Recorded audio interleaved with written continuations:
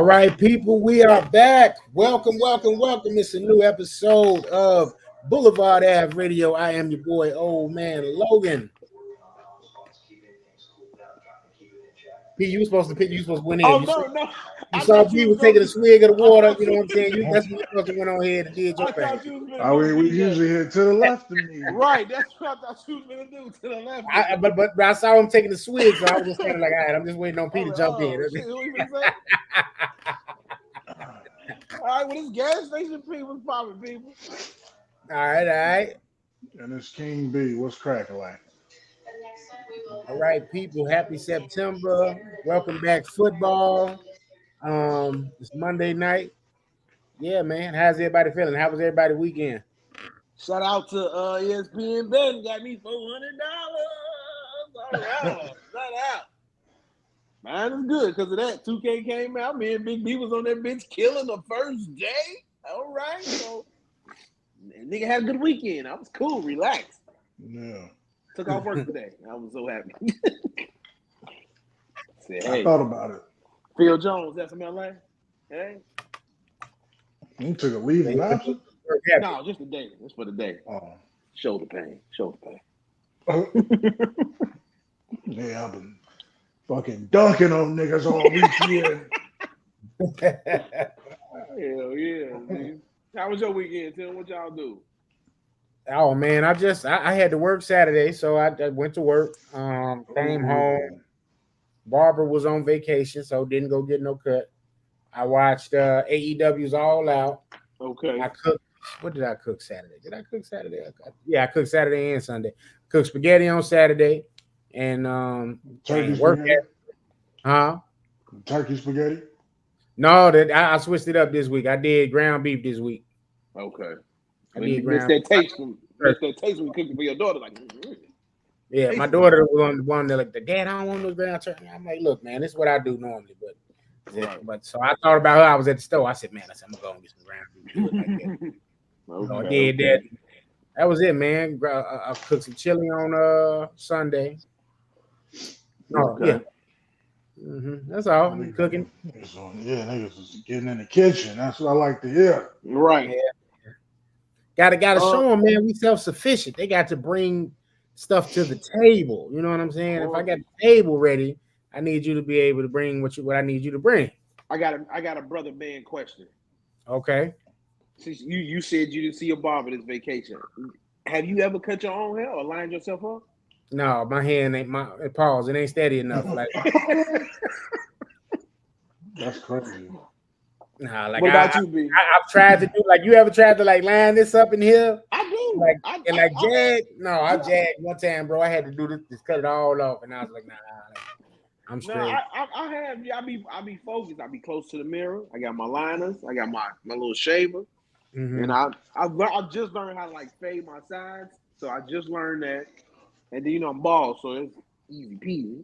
But yeah, when I had hair, I used to line myself up a little bit and be like, until I can go to the barber, when he there or whatever the case is. But yeah, you ain't never did it, B? Hell yeah, I've been lining myself up since I was like 8. Oh, for real, G? Okay. With a razor. Be old. He over there, yeah, he doing the barber. He got that motherfucking that leather whip to wipe the Ice Cube name was a barbership. Calvin. That color purple razor. Cut you clean, right? Yeah, no, my barber literally is a bill. I have him on my set of bills, like barber. Like, damn. Man. I had the steady, man. I would get to it. Like, that's why with COVID, I had the Ice Cube for right. Like, oh, yeah. Man, I can't go, man.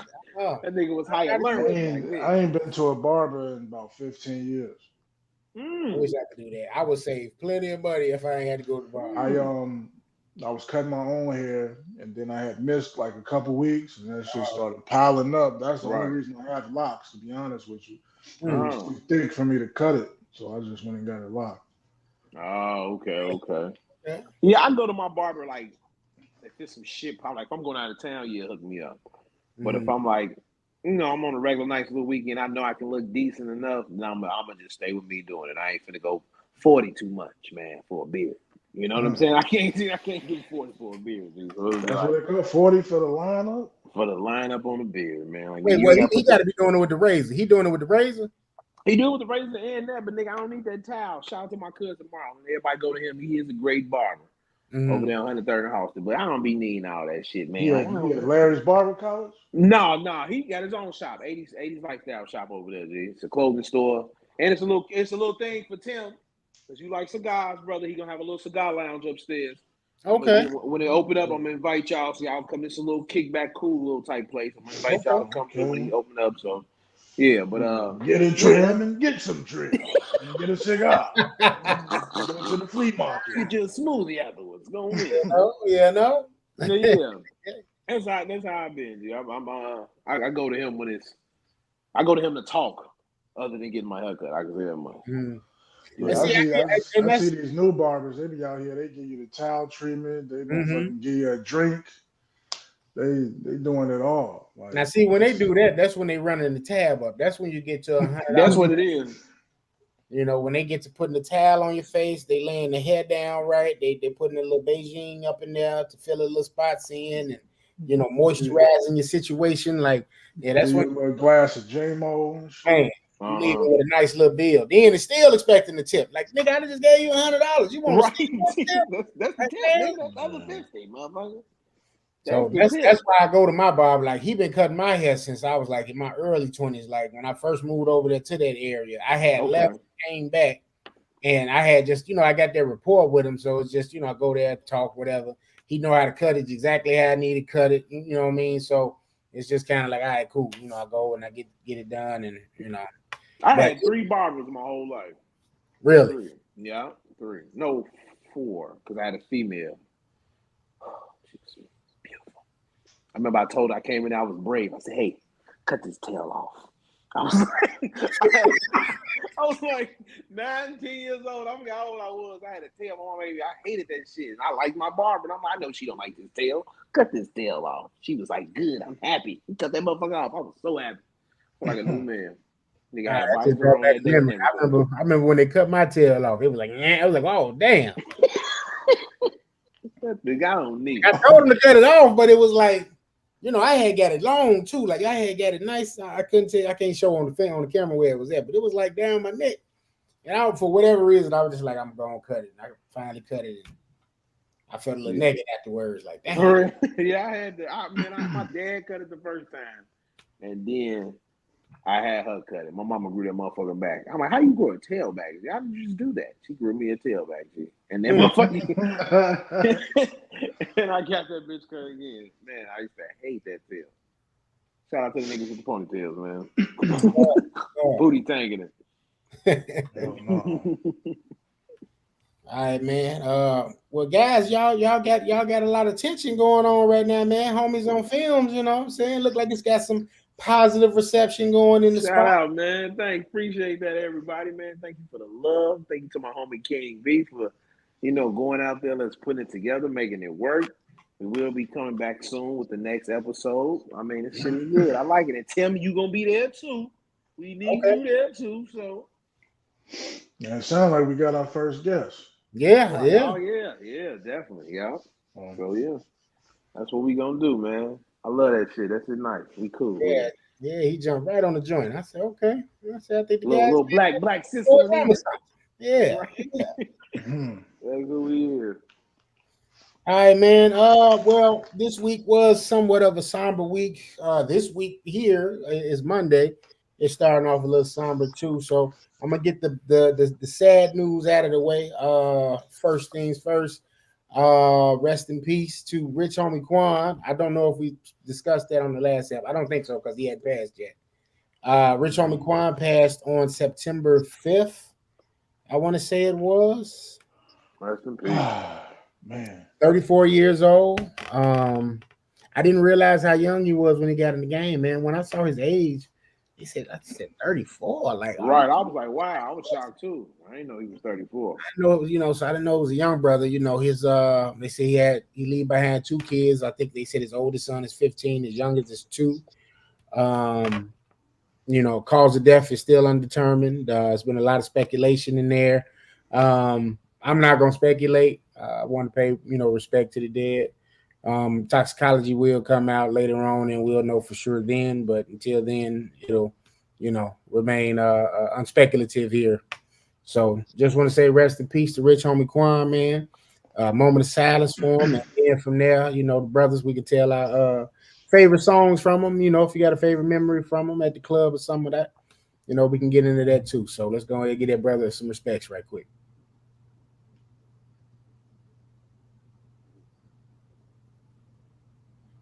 All right. Now, fellas, that right too. What a ad lib, man! Like the guys from the South know how to do the ad lib. Like, yeah, they do. They definitely do. I still couldn't tell you what that right too mean, but it just sounds flat. Maybe it right just too. Sounds flat. So, what was one of y'all favorites, or a couple of your favorite Rich Homie Quan songs, or if it wasn't his particular song, a song he was featured on, a memory you may have of him, that kind of stuff. Go ahead, B. That's some type of way going through the streets like wildfire. Yeah, that shit was raw. That was hard. My favorite is the track he did with Fab on the Young OG project. Mm-hmm. We Good. Yeah. He killed that hook. He killed that hook for sure. Killed that hook. Yeah, man. I think he was he created a lane for himself and was successful in it. He never veered away from it. He stayed true to him, and I think he left a lasting impression on a lot of people, and people is going to appreciate him for that. So, rest in peace to Rich Homie, man. Yeah, rest in peace. Mine was lately, well, not lately, but like later on, was Walkthrough. Like I sat back and really listened to that beat and all that shit, that LA vibe type to it. Mm-hmm. And it's like, I just feeling like the man when like that shit it's just smooth. So that was a hit, and like he was saying, some type of way. Like, man, Rich Homie Quan was that nigga. He was one of the coldest voices that we had in that little time. So man, shout out to him, man. Rest in peace, man. Yeah. For me, and before you start, Tim, I just want to say he's a person in Atlanta that didn't get his flowers but deserved it. There you go. He definitely, like you say, he been in the game. He came in young. He was able to maintain and be relevant for this long. How long is like over 10 years? Yeah. Mm-hmm. Yeah. So yeah, he definitely needed his flowers. And I once he passed, I didn't really realize. It kind of brought it back to memory. The 1-2 punch that him and Young Thug was like. Yeah. When it first came out, they was like inseparable, and then they went their separate ways musically. But you had the Rich Gang that introduced them, and then you had some type of way another smash. I know he went away from music for a little bit because of like contract disputes or something like that. But that some type of way definitely took the streets by the neck. Like that, my nigga with YG, he did the hook on that joint. Oh, forgot about that. My nigga. Like he was like a little hook king on the low, like because he brought that little bounce to it, that drawl, and it just he rolled the beat with them hooks like very, very, very well. And just a funny memory of him. I think about that Biggie tribute they did on VH1, and they had him with Lil Kim, and he didn't really know the lyrics, and I remember having discussions about that. And I'm like, well, first off, he a young dude, and second off, he from Atlanta. Like, not to say Atlanta cats ain't listening to Biggie. Big different mixtures. Like, like I'm not expecting Rich Homie Quan to like be the one I'm calling for the performance. I can't remember what song it was. It might have been Juicy, I think. Like, that wouldn't have been the first name on my list for that. But I remember he got a little flack for that, but a lot of people kind of took up for him in that regard to say, hey man, like the dude is from Atlanta. Like we shouldn't be expecting him to have him in regard, the same way somebody from New York would have. Right. And he's not a lyrical dude. He's he's the hook dude, the bounce dude, So And one of my it'd be different if it was A$AP Rocky out there. He didn't know that shit. Then I'm gonna look at you like, hey, nigga. Exactly. Right. And a favorite song of mine of his, I always liked this song. From the first time I heard it, I heard it on the mixtape. My baby mama actually put me on it. It was called Blah Blah Blah. Oh yeah, I remember that. I remember blah that. blah blah blah. Like that's how I was like, oh, this shit cold. But yeah, man. So I just wanted to pay the respects to the guy, man. Gone too soon. And the eerie thing for me is like prior to this, I had been wondering just out the blue, like it might have been 2 weeks ago. I was like, yo, where's Rich Homie Quan at? Like he ain't been on no music. Like, he ain't been on songs. And at one point, as far as positioning wise, had things I guess went a little better, you know, in terms of the contract, you know, disputes. I would have maybe said he could have been on the same level or close to maybe his Future, as far as the importance. He was, yeah. You know what I'm saying? To the music. You know, I mean, not to say that he wasn't important to the music, but he would have had that revere and that, you know, regard had he really got a chance to, you know, go full throttle in that same capacity as Future. I probably would say Thugger, because like you said, they came in together and Thugger just kind of projected off. You know, he just went upward, and Rich Homie was just kind of, you know, in limbo. But had he got that same look as Thugger had, I think he probably would have veered off better than Thugger, because me personally, I think he got a better sound than Thugger. So he had a better sound too from the jump. I think like Thugger had to grow on me. Like I didn't really. I don't. Yeah, Thugger grew on me too. Yeah, it's still certain stuff I can't listen to at Thugger's, but as I like got into it, like I'm like, yo, this dude actually kind of cold on the low. So you know, and I started messing with him as you know later on, but I didn't really care for him initially. You know, then I actually listened to the Body Six. And like, okay, like all right, he got some stuff on him. All right, for me, like Thugger's beats had to be good for me to listen to it. If the beat wasn't slamming, then I probably wasn't gonna listen to it. But with Rich Homie, he kind of his voice was what drew you in. Like he had a good sound, and then the beat was just icing on the cake on top of that. So right. It's almost kind of like, to me, kind of the same lane Roscoe Dash was in. Yeah. Roscoe Dash had a sound too, and I don't know what happened. I don't know what happened. He got him 3 songs, and then that was it. Like, but niggas will tell you that Roscoe Dash come on in the club. I'm Roscoe, man, everything up. Right, yeah, but Roscoe was another one of them guys. He like was within that time frame.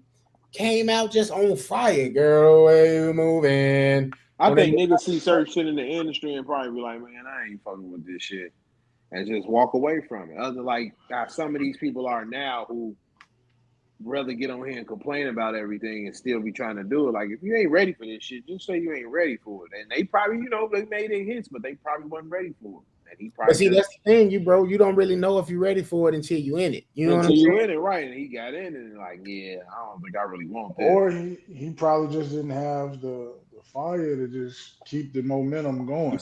Right. That's hard. Yeah, that's very hard. Especially how you put out hits and then follow up with another one that's better, and then another one that's better than that. Like, that's hard to do. And Rich Homie did it consistently when he was hot. Yeah. He got you at least 6 or 7 hits, like top 10 hits. Yeah.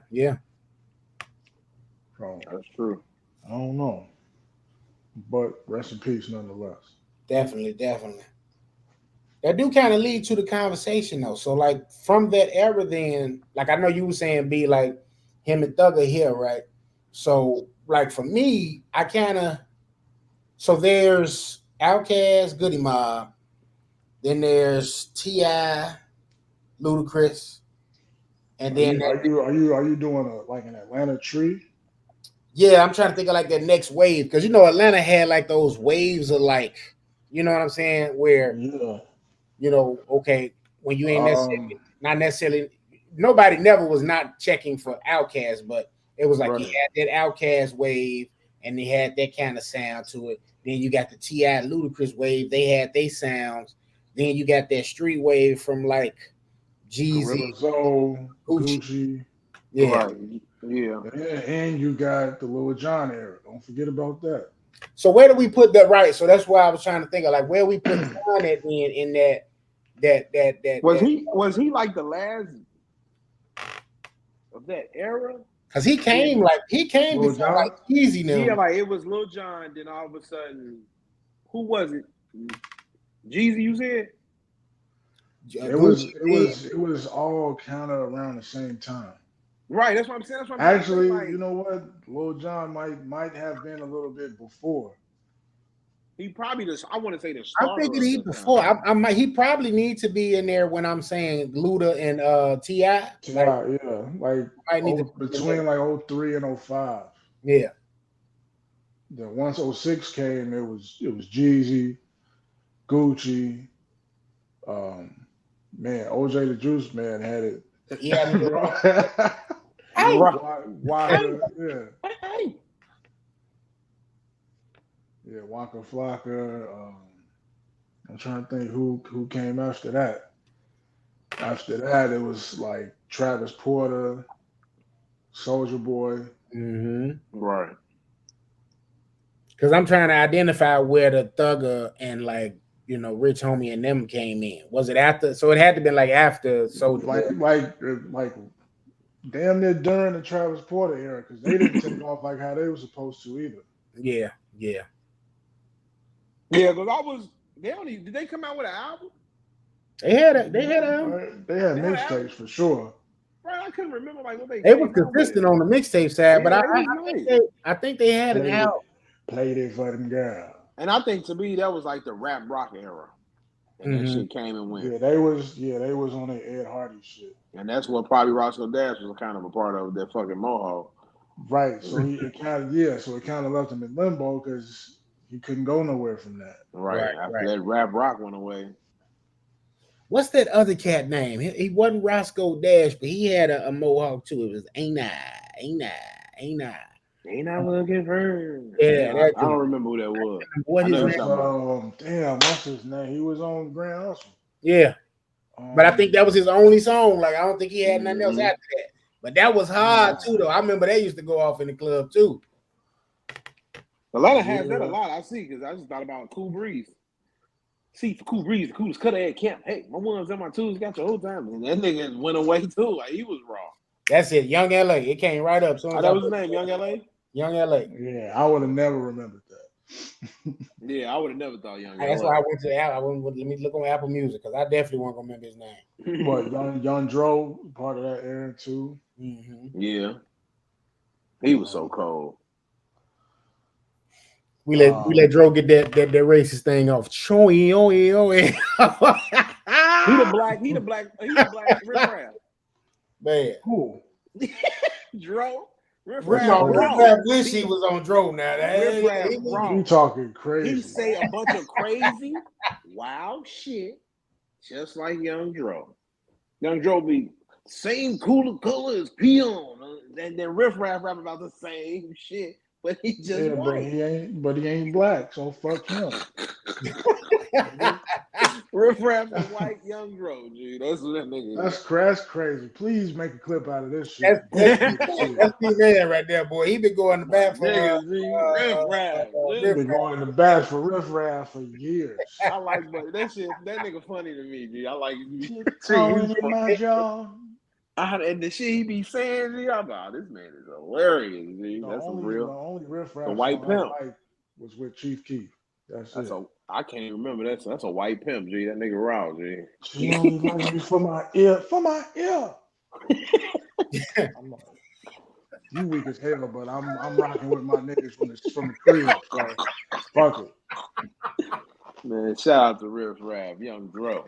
Oh no. Oh, Riff-Raff, Jody High Rollin', nigga. That name, that's a rock. Nigga had a zigzag line. What is Jody High Roller rank on your top white rappers list? Top white rap number one, nigga. Fucking that's crazy. Nah, son, nah. Nigga, who else is on that list? Top white rappers? I don't think I got no top white rappers really. I'm trying to see. I swear I don't even like. So wait, you ain't never like listen to Marshall Mathers LP or none of that? Yeah, but like nigga, he was just a rapper to me. Like I wasn't top white rappers, G. Like of the white rappers, who's on? I'm trying to think of like you ain't gotta be good. Just could it be what's the name? He seemed like an MGK fan to me, man. Nah, hell nah. I know you was bouncing around the Wild Boy when it came out. Nah, I ain't like that shit. That little Wiz Khalifa him era. I ain't really fuck with them niggas, man. I ain't like them. You ain't fuck with Wiz? Nah, I ain't like Wiz like that, dude. Really? I was listening to Wiz. I think Eminem would be my number one white boy. I listened to Wiz so much, I found myself driving and rolling up at the same time and doing all types of shit that was out of character for me. Like it was Taylor Gang. Yeah, I used to stand Waukegan around that time, G. And I think them people made me hate Wiz Khalifa because they were so lame for Wiz Khalifa. There was a nigga dick riding Wiz Khalifa so hard, G. And I used to be like, man, get off his nuts. Like, this nigga's not that cold, G. He was a nigga dick riding Wiz. And I think that's why I ain't fuck with Wiz, G, because of the Waukegans, man. I think that's how it was, G. I really think that's what it was. Because now I listen to Wiz, I fucks with Wiz. You know, like, I like how he is. He a cool dude. But at that time, I wasn't listening to that shit. I can tell you that much. Yeah, I don't listen to him now, so if I listen to him, it's some old shit. That's what I listen to. I like what was that? Cushion Orange Juice, that mixtape. That's my shit. But Cushion Orange Juice, Flight School. Yeah, but like them niggas really made me hate him, G. I wasn't fucking the Wiz Khalifa. I'm like, man, this nigga's trash. That's how I felt about him. Wow. So who else was on that list? Eminem, Machine. I give Eminem the top. Nah, I'm not giving MGK. I give Vanilla Ice. Vanilla Ice would be number 2. Nigga, who didn't like Vanilla Ice? Nigga, you was Ninja. I ain't gonna hold it. I was definitely a Vanilla Ice fan back. You don't act like you wasn't ninja rapping in that motherfucking crib. I wasn't. You was in that ninja rap. Hell no. Vanilla Ice. Eminem was the first white rapper I remember listening to. That's part of why I to this day still want a 5.0 Mustang, 1992-93. I saw his and Coolest Ice. He had a white one. He had a song about that too, riding my 5.0. And then of course Kane had it in Menace to Society. But them two movies, yeah. To this day, I'm all on IG looking at that same car. I just for real. Hey, yo, Kane. Bitch, nigga, come here. Mid condition, but they want like 20 bands for it, and it's just like, God. That's how I want my vintage Bronco. My vintage Bronco, 28,000. I gotta get one. So he definitely that and motorcycles. It started with Vanilla Ice. I can't lie. Okay. Can't lie. If you want to throw Marky Mark in there, hell no. Nigga was a big Marky Mark fan. I'm not gonna lie about that one. I fuck with the New Kids on the Block. Did you mess with? I was finna say you shout out to Donnie. You know what I'm saying? You had to mess with, bro. I look at that movie, Z. I love that movie. My niggas Wahlberg. What about that old Alchemist group? I never heard of them niggas. What was the Alchemist group? I ain't never listened to them niggas. I'm getting niggas from my time I listened to, white rap group. This was in like 92, 93? Yeah, I didn't check no white rappers after one Vanilla. He was rapping with somebody. He's an actor, but they had a rap group. I can't think of that. The niggas damn near sound like Onyx. I remember. New York, I got my first. Oh, and Action Bronson. That's not. Now he's number one, to be honest with you. Action Bronson is actually number one. Even though he sound like a Ghost ripoff. He don't sound like a Ghost ripoff to me. Yes, he do, bro. He does. I don't get it. His content isn't like Ghost because he be talking about cooking food and shit. But right, that's what I'm saying. When I first heard him, sounds though. When I first heard him, I didn't. Ghostface didn't come to my mind. I just thought he was a white boy who just kind of screamed. I saw a Ghost interview where he said, "Damn, when I dropped this shit, like, I ain't never heard this before." He thought it was him. He was listening to Bronson. But that was what I said when I first heard him. I was like, "Damn, Ghost dropped some new shit." He was like, "No, this is the white boy, Action Bronson." I'm like, "He sound like Ghost to me for some reason. It didn't hit me." You just have to listen to the music, and it's like, okay. No, I get the comparison. Yeah, I'm a big Ghost fan. I get the comparison, but he just when I heard it, I didn't hear it wasn't Ghost to me. It was his sound and shit was like him, but it was like I knew this was another nigga. I knew it wasn't Ghostface Killer. I knew it was another guy. Nah, when I heard that shit, I was like, this ain't Ghost. What about Post Malone? I don't consider him a rapper, G. I don't know if I would put him in the rapper category neither, though. That White Iverson, people, it was never a rap song. G. Like if you really I look at Post like white. Nigga just had a nigga name in the song. That's all. He white T-Pain. Yeah. He white T-Pain. And I kind of unpack that a little bit. Okay, I kind of group T-Pain more like a singer instead of a rapper. He can harmonize. It's kind of like we was talking about with the pocket conversation. He has some range, but he knows to stay in his pocket to make his sound. You know what I'm saying? You know what I'm saying? Fast forward to Post Malone, he does the same thing. He's great with hooks. He's great with staying within his pocket. You know what I'm saying? His vocal range and ability. So you will never hear him, trying to belt out no Carl Thomas or Justin Timberlake, you know what I mean? But for what he's there to talk about, booze, girls, and cars, and all that kind of stuff, right? He gonna kill that, And now he's hopefully doing it was love at first sight. Yeah, he getting in his country bag now too. So that's who I think is more. Who I think of more. I think he's like a. Yeah, I go with that one. I'm waiting for you. I definitely like him. Yeah, I fuck with that. I know he get a lot of flack, but I like Post. I fuck with Post. I fuck with damn. You fuck with John Cena? The actor? The rapper. I know you ain't talking about the rapper. The rapper. That racist ass shit there. I know you ain't I talking mean, you might like the album. Freddie Fox was writing the lyrics for him, so. Man, next topic, man. The time is now. That nigga don't even like kids, man. He don't. He just don't want no kids. I don't blame him, shit, nigga. I'm living a life right now. I don't need no children. Man. All right. Let me see. Do y'all want me to get into the other sad news? Because from there we'll be up. But go ahead, real quick. Knock it out. All right, man. Definitely got to say rest in peace to the legendary James Earl Jones, man. Shout out to my uncle J.E.J., man. Yes, sir. Passed today, age 93. So live long life. Good life. And it seemed like he was still in shape and good. Like he can still do shit. He didn't seem sick. He didn't seem nothing was wrong with him. Yeah. But when you get old like that, tables can turn like that. Yeah, it happen. Yeah, that can happen quick. Yeah. And he might have just passed in his sleep. Bro, 93, that's a blessing to get to that point in life. Saying a lot. So many people don't get the a lot of people don't get to 40. You know what I mean? So to get to 93, medium man. I know some niggas ain't get to 18. So there you go. So Darth Vader, nigga. Long life. Darth Vader and Star Wars, Mufasa and Lion King, his legendary roles. I can't think of the name of the character, but one of the first times I saw him as an actor was in the Conan movie. And he was damn, I'm gonna have to look it up right quick. But nigga had that hair. He had that hair, man. He had the silky. I was like, when Conan cut his head off, I'm like, how the hair stay on there? Like, because the hair was still like, you know what I'm saying, nice, and he had the rap going.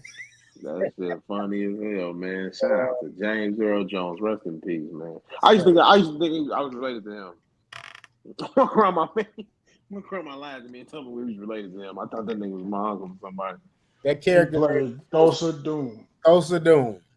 Man. Thulsa was so cold, he would grab the snake and make the snake an arrow. I ain't never seen that. You ain't never seen Conan? Nah, I ain't never seen it. Bro, you got to see it. Never seen it. That nigga was cold, huh? Yeah. One of Arnold's best movies for sure, hands down. Okay.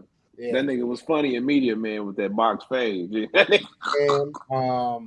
Welcome Home, Roscoe. I think that was one of the later. Yeah. He was the father in there. Then, of course, Coming to America. He's the king, King Joffrey Joffrey. Joffrey Joffrey. So he did his thing, man. He gave us they had a Sandlot 2. You see this? Yeah, I've never heard of this movie. Hell no. Which movie? Yeah, it wasn't as good. Sandlot 2. He was in Sandlot too? Yeah, he was in the Hunt for Red October as well. I know he was in the first Sandlot. I didn't know he was in the second one as well. Yeah, I don't remember him being in the second one. I think he was talking to them. I think he was in there. He was talking to them more like, "All right, now, kids." You know, I think he was trying to build a lot for them to play. He was doing. Yeah, this one was kind of weak. It wasn't that good. Yeah. Yeah, I think that one was a straight to VHS joint. Damn, he got James Earl Jones reads the Bible, the King James. You ain't never heard that? Nah, I think I had the voice of God. Yeah, James Earl Jones, that man. James Earl Jones. Who else could narrate the Bible? The only person that I could think that would be close to what he did is Idris Elba. Or Morgan Freeman. I thought he would say Morgan Freeman. I was waiting on him to say Morgan Freeman. I think Morgan Freeman has a version out there like that. I can't hear Idris Elba. Jesus. Oh God. You know British guy?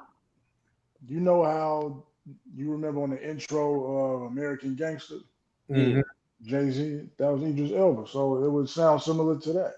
Damn, now I want to go back and hear that. The gangster's not defined. Damn. Think about the east side of Baltimore. Yeah, I ain't talking about a Stringer Bell. I'm talking about Idris Elba. No, I'm thinking about the British boy. Niggas talking about D'Angelo Barksdale and shit. There's a difference, Pete. No, I got it again. Let's see. So, Coming to America, Lion King, Conan the Barbarian, Sandlot, Field of Dreams, Return of the Jedi. Let's see. The Hunt for Red October, Claudine. My favorite movie, man. He was Claudine, in Best of the Best. I do not remember him in Best of the Best. I remember him now. Claudine was my shit, man. He was the garbage man in Claudine. White Hope. Garbage man from Chicago, take care of them kids and let he have man. Kids. And a bunch of good ass like Broadway plays. Theater. Yeah, he was a good theater actor. Yeah. He was a real actor. I think he did the first Fences, right? Yeah. Mm-hmm. Yeah, so. Yeah, he got a lot of movies under that IMDb list. So, do yourself a favor, you know what I'm saying? Check some of those out if you're not familiar with them. But rest in peace, James Earl Jones. Thank you, sir, for giving us some of us our first glimpse of a black, strong man in these roles. He definitely was. Necessarily being typecast in things, and we'll see you in the next life. He was one of them actors, man. Rest in peace, James Earl Jones. Yes, sir. So let's give our main man, Uncle James Earl Jones, a moment of silence.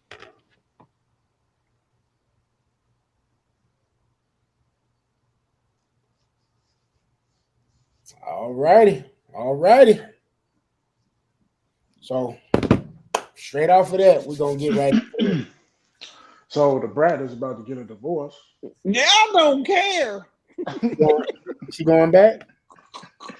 Look at Tim. Probably not. Tim said, "Is he coming?" Now her wife is. Ladies want to get in free tonight. Wife is coming back. Tim over there wife already came back. That's why they're getting a divorce. She caught her cheating with some dude. I keep telling them studs, man. Y'all ain't number good stepdaddies. Stop it. Stepmamas. Stop it, G. That's just like that post I sent earlier. I said, dude, giving away the secret sauce. Like, you got it. I think Brad gonna come back, man. I think she gonna come back too. Like, nah, she too old to come back now, man. What's she coming back too? Like, she didn't already. Who finna look for her? What you mean? You think nobody? What? Ain't nobody finna look for the Brad Jr. What if you see her courtside, Allen I again? Well, he married. He ain't a good example. But if she got on a big ass Anishi sweatsuit, I don't know. Ain't nobody mean. She better come back looking cold. You better be cold with it, or at least decent, like Savannah. Get me out here looking like Savannah James or something. I don't think you'll never see the brat dressed like Lisa Ray, but don't dress like Missy. What's wrong with current day Missy? Because Missy still dressed like Missy dressed back in the day. It's just I think Missy is a robot.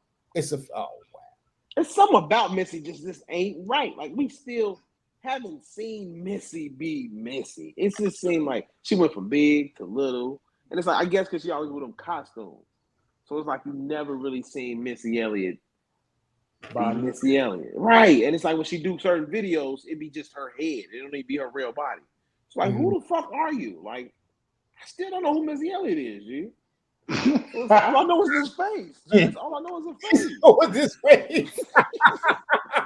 Who the fuck Missy Elliott is, man? You really speaking of bodies, like you seen Batista recently? Hey man, that nigga look like Sean Connery. Batista look like that nigga look like Screech in high school. He lost a lot of that weight. I was like, yo, I can't, but that's what happens to them when they get off that juice. Like, they bodies that, he said he stopped eating meat. He became a vegan. I can't even call him an animal no more. But he dropped weight really fast. Yeah, huge. Like, and he was just solid. Like this movie he got coming out. Like, I'm wondering when did they film that? Because you look at him now versus how he's in that film, and in that film he's like his normal size. That's why sometimes it's best to just be one of them actors or people to just stay behind the scenes, and then when you bring some shit out, they see who you is. Because right now, like you said, it seems so fast that this shit happened. Like we see you all the time, and it's like, nigga, are you taking OZ now? Like, what's going on, G? He might be. Or are you an android? Because that nigga look like Sean Connery, G. I swear. If a new James Bond come out and he be him. New James Bond. Well, he did say he wanted to be Lex Luthor, so That's crazy. He like easily dropped over 100 pounds. Yeah, Batista was jacked, man. Like he was a big dude. Been a big dude for a long time. Pause. And now, one of my favorite wrestlers too. But I'm like I can't call him an animal no more. Like you just Dave Batista. I can't even call you Batista. He's an animal. He's a rodent. Man, he look weird as hell.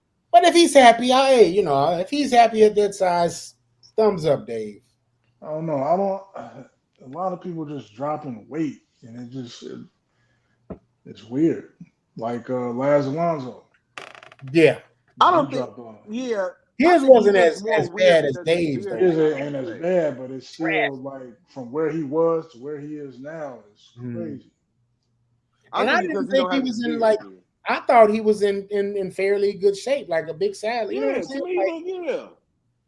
He was bigger than what years prior.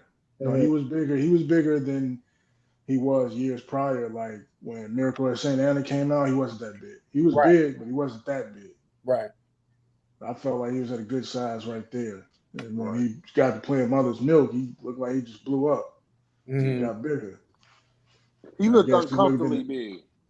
Yeah, I guess he looked in the mirror and saw that and wanted to change it, but See he used to date Missy. Did you know that? Yeah, I heard about so he know how she looked. That's news to me. I did not know. See him, that's kind of different. We don't see him that much. So it's like, okay, when he do lose his weight, it's like, okay, man, you lost some weight. But like you say, Batista, we see him all the time. It's like this shit just pop out of nowhere. Ice Spice, we saw you for so long, and you just skinny as shit now. Like she lost weird weight as too? Yeah, she's got very small. She's the peach ain't went nowhere, but it ain't as big as it was looking at first. What? I'm trying not to curse. So. the peach ain't. Peach. You put the peach emoji on the ground. I thought that was for the booty. Right, the peach. That's why I say the peach ain't really went nowhere. That's my man. Sorry. What is you thinking? I'm thinking about pussy, because I'm like, why you say pussy? Freaky ass P over there. See? 59 guys. Freaky ass P. No, you're talking about the ass. Right. Kevin gave the ass. Damn. But yeah, everybody dropping his weight. I don't understand it. Like, that shit weird. Weight's going up. Let me go ahead and stop playing Get Little on these niggas, man. I'm with you. I'm going to see the doctor in next month. For what? I'm going to get my shot. Boy, you better not get no motherfucking shot. I'm telling you, man. I'm finna look like a goddamn 2K character. You better not get no shot. That's what I'm finna do. I'm trying to look like my 2K character. He be sitting there nice and trim with this face. It's like, yeah, no, bro. No. You gonna look like a video game. People are like, who's this human video game outside? Who the fuck is this guy? Like, dude, hey, that would be funny. Somebody walk past. Hey, do you be on 2K? Oh yeah. You think it's tattoos, man? You gonna be the butt of niggas' jokes. Don't do that. Like you who's this nigga MP? Fuck is this nigga? Exactly. Like Andy. My player. Yes, sir. Hell no. All right, man. So all right, I got a question. I got a question for y'all. New director's chair spotlight question. This one's we're gonna have a little fun with this one, so we ain't gotta think too hard on it. I looked at it. I like this one. Okay, so who would you cast as the new Tommy and Sincere in a Belly remake? Who would be your director? Is this multiple choice? Huh? Oh, I thought you had multiple choice. No. You still off the cuff with that. But who would be your director? And would it be a streaming app release, or a film release? And why? Film release. My director would be Spike Lee. Maybe. I can't think of nobody right now. I'm gonna throw Spike Lee out there. And my Woody will be. My Woody. So damn shit. My gave it up. DMX character will be Woody. Okay, so Tommy will be Woody, and Vince Staples will be Nas. Now that's different. That's a different approach to it. Yep. Okay. Okay. I'm not mad at that. I really like the Woody pick as Tommy Buns because I definitely think he can pull that off. Yeah. B, you need some time? I got my Nas. My Nas would probably be Joey Badass. Okay. I like that. And Buns.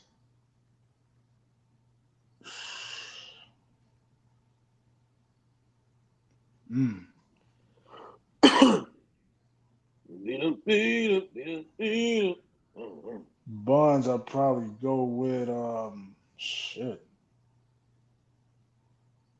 I think Damson Idris could probably pull it off.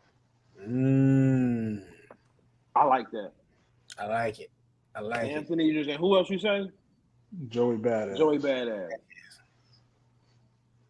And the director,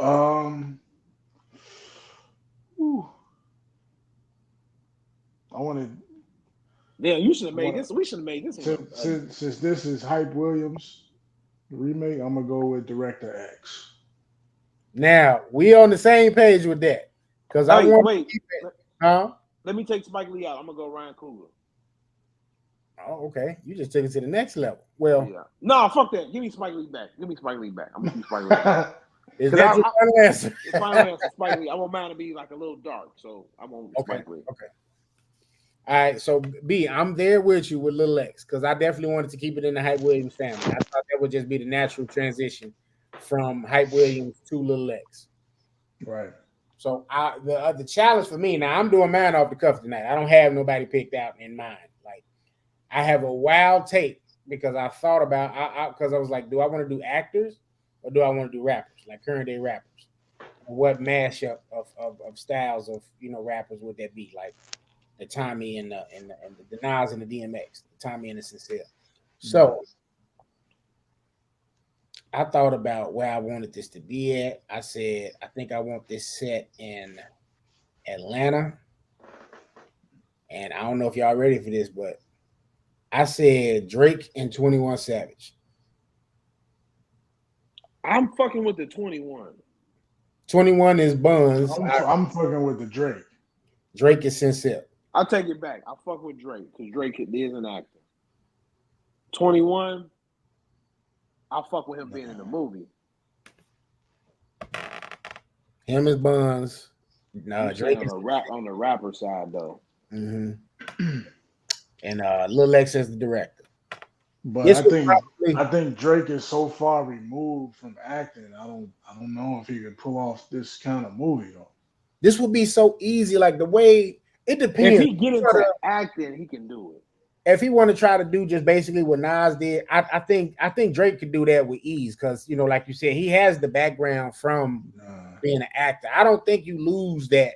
It's kind of like with being a musician. Like you may let's just use you be for music. Like you may not mess with your MP for a minute, right? You may not even be inspired to mess with it, but it'll still be there. You know what I'm saying? So when you do whenever you do come back to it, it ain't gonna take you that long of a clip to get back. You know what I'm saying? It just take that repetition to kind of get. Because I mean, Drake does still kind of act in certain shit like he does his fucking rap career as an actor. I was just gonna say, depending on who you ask, they say he playing a role. So his rap. He was on SNL. I can agree with that, but he's been doing music for so long, like he knows he's developed what people like musically.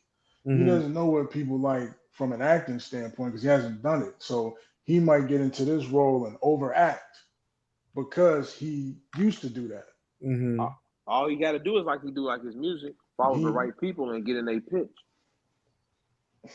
And he ain't got to overact it. But Which you already like just like with anything, you got to have a rhythm. So he would need some lead up projects to get to that. I think. I can see that. Now, yeah, I can agree with that. This the pushback I give on that because he is one of the executive producers of Euphoria. So while he doesn't act in that, he's still within that. You know what I'm saying? That world of creating in that aspect. You know what I mean? So he's probably there for those table reads. He's probably there for some of the filming, so he gets to see that. You know what I mean? But being present. Yeah, being active is two different things. Two different things. Touche. I totally agree. I think once you got it there, like with me, like I don't play my trumpet at all no more the way I used to. I got a whole new trumpet picked out that I'm gonna go buy in the new year, and I'm gonna try to just get myself back to where I was in high school. Let me find out you bleeding gums Murphy, Jim. I taught myself how to play all this stuff on the trumpet. Like I used to play down bottom. I used to play Rough Riders anthem. I used to play all that. That nigga Tim be like, let me take you to the pit. Back ass up. I taught myself how to play all that on the trumpet. Hey, look at those people rising down. Hey, why Tim always bringing up down bottom, man? That's one of my favorite songs, bro. That's one of my favorite songs, man. Oh my god. Oh. But I just think this book your guns.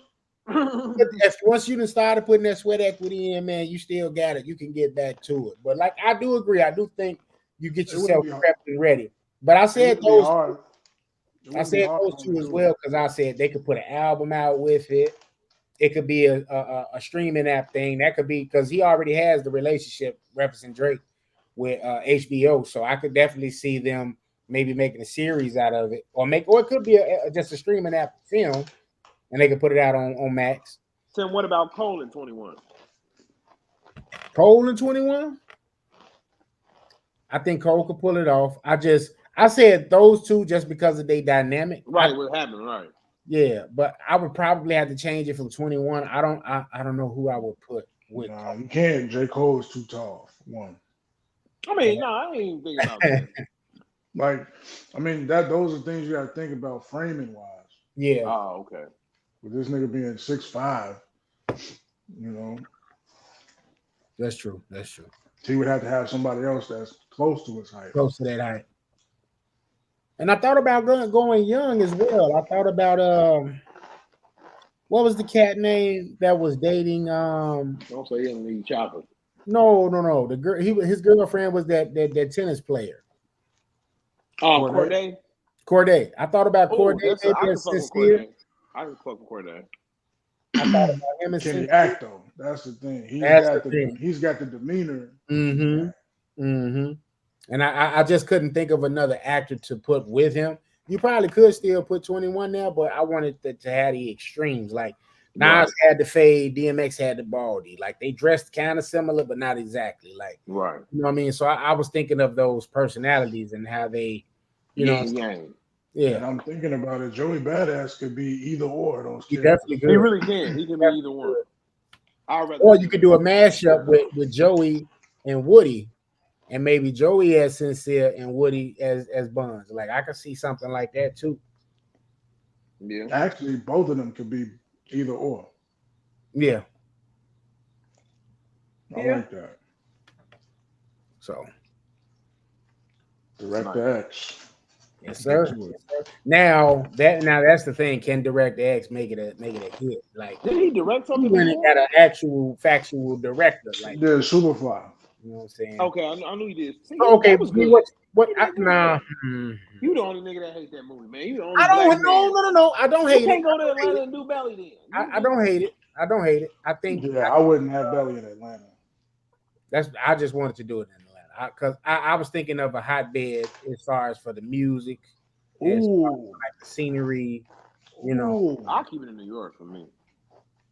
I just couldn't put Drake in 21 in New York. I would have to do it. Would have to be Drake and somebody else, and I couldn't think of nobody Drake got that type of relationship with in New York where musically it makes sense. Because mine would be shot in the fall. We knew Nas was really like vibing and cool with DMX and Method Man and all these other people that was in the movie.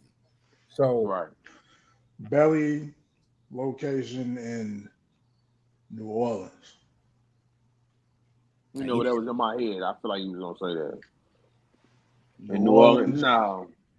And I would switch up that. I'd probably go get my nigga Jason Mitchell. Mm-hmm. No.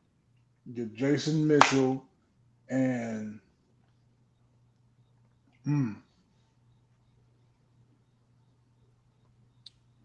don't know any New Orleans rappers I would want to use. Boosie? Hell no. Let's just go down the list. Kevin Gates. No.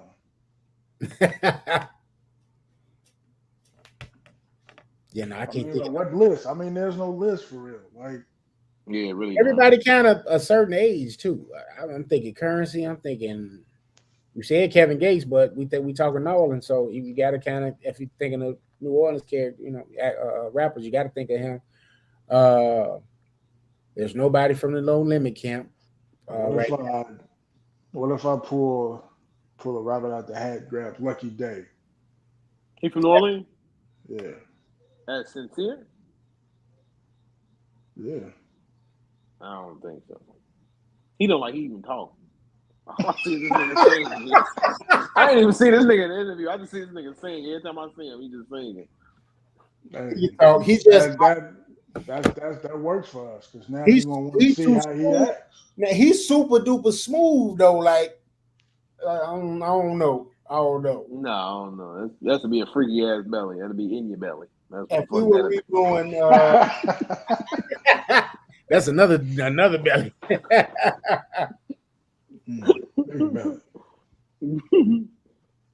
But yeah, man. So. That's straight from what is it? Get Down Entertainment. That's you know what I'm saying. Belly.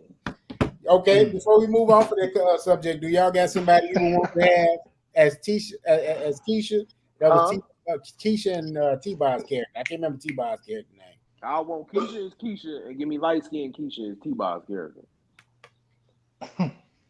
I want the same Keisha again. Let's go find Keisha. I can't do this now. Keisha was sexy as fuck in that movie though. I would put Coco Jones in that role. Coco Jones, and give me I don't want to get light skin Keisha. Give me what's the girl name? Get the girl Diana. From Ghost? Yeah. Power? Yeah. There you go. That's T-Bob. There you go. All right. That's all we're going to do. Now, we ain't going to do the rest. That's it. We may been a good episode. There may be a director's chat, future director's chat. But yeah. But we can get, if we do New Orleans, I can get Boosie as the Jamaican. Yeah.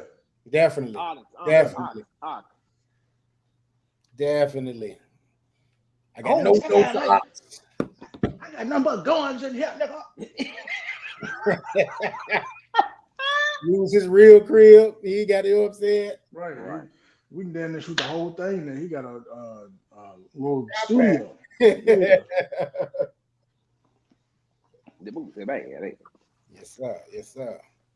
All right, y'all. So, people, hopefully y'all enjoyed that director chat spotlight. Y'all let us know who would you put in a new Belly film if Belly got the remake treatment. who would you have as the director? Who would you have releasing it? Would it go out in the theaters? Would it come out on streaming apps? You know what I mean? Let us know. Let us know. Would your intro be the same? That part. That was the best intro ever. Things you got to kind of try to recreate for sure.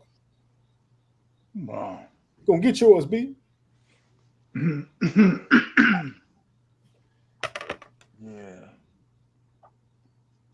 I'm about to load from state to state.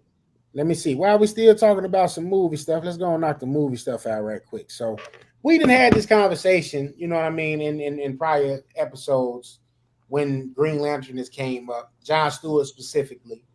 But it seemed like DC and James Gunn are moving forward with plans to reintroduce the Green Lantern Corps.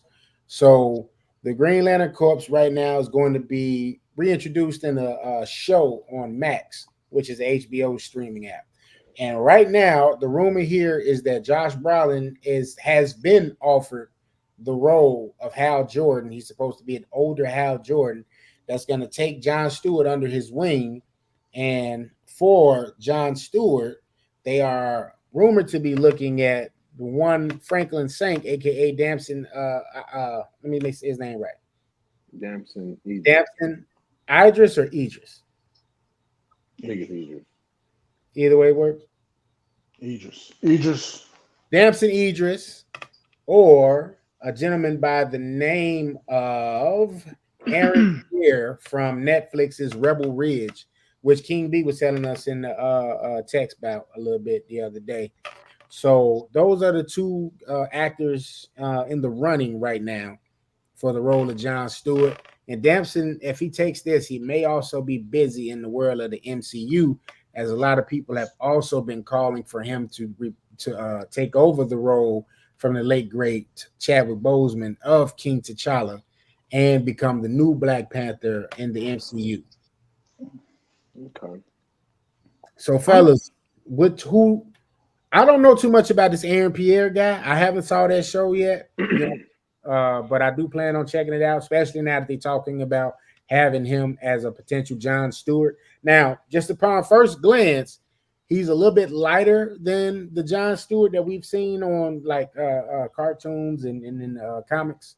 High yellow, green eye. Visually, he fits. He does fit the character, I believe. As far as the build, yeah, he has the build as well. He's got the build. Okay, I fucks with him over Damson or John David Washington. I'll go with them too.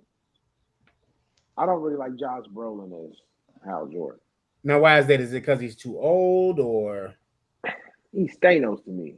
Like, he's really Thanos to me, and I don't want to see him be just an older Hal Jordan again. I feel like you can find another actor to play the older Hal Jordan, and push, because he's not going to be there long. So just find somebody that's older and that's decent, and push him off to John Stewart. But you're not about to get Thanos back for nothing, are you? I mean, are they bringing King Thanos back? They supposed to have King Thanos coming in the future movie. They haven't announced when or where, but King Thanos is supposed to be on the way. So I don't know if that's going to be Secret Wars, and we in the age of variants now. So it's that Thanos is going to be the Thanos that defeated the Avengers and went on to take over the world. But and that Thanos is, if you read about him in the comics, he a big deal. But I don't know when he's coming in the movies right now in the MCU. But he was also Cable as well in the Deadpool 2. Right, and I didn't like that really. Yeah. So the age factor, I do agree with y'all. I don't know who I would put in that particular space. If y'all got somebody, off the cuff you want to, think about as Hal Jordan while we talking and discussing. I honestly couldn't think of nobody as Hal Jordan other than trying to think like an older white guy. I wouldn't be mad at Jake, to be honest. Jake who? Gyllenhaal? Yeah. I think Mysterio he's not too old, huh? Right. His character Mysterio was like, that was stupid. He was Mysterio, but I don't know. I don't know if Mysterio comes back, but it was like it was weird to me. Yeah. Damn, I can't think of nobody. I can't really pinpoint nobody of offhand. that I would like if they didn't. I'm a fan of Josh Brolin. I had him as my new Vito and Godfather for the director's chair, but I do agree though. Like he's 56. Like, do we have to have him that old? Because it's going to be such a big gap between him and if they do go with Damson or if they go with the Aaron Pierre guys. So it's just like visually and in the comics they were never that. It was never that big of a gap, age right. You know what I mean, or the cartoon. So, him being somewhat older, I can see, but not. He doesn't have to be that much older than him. Right. So he has to be. Hal has to be older than Jon Stewart. No, he doesn't, and that's what I'm saying. Like in the comics and in the cartoon, like if he wasn't that old. You watch Justice League, they was about the same age. They wasn't like older. One wasn't older than the other. Okay. But if he had to be somewhat older, that's why I said Jake. Like that way, it's a little bit of age there, but not a whole lot. But you can't really tell because Jake don't look 45. Exactly. Right. You could do Jake. You could do Matthew McConaughey. That's a good one. Maybe.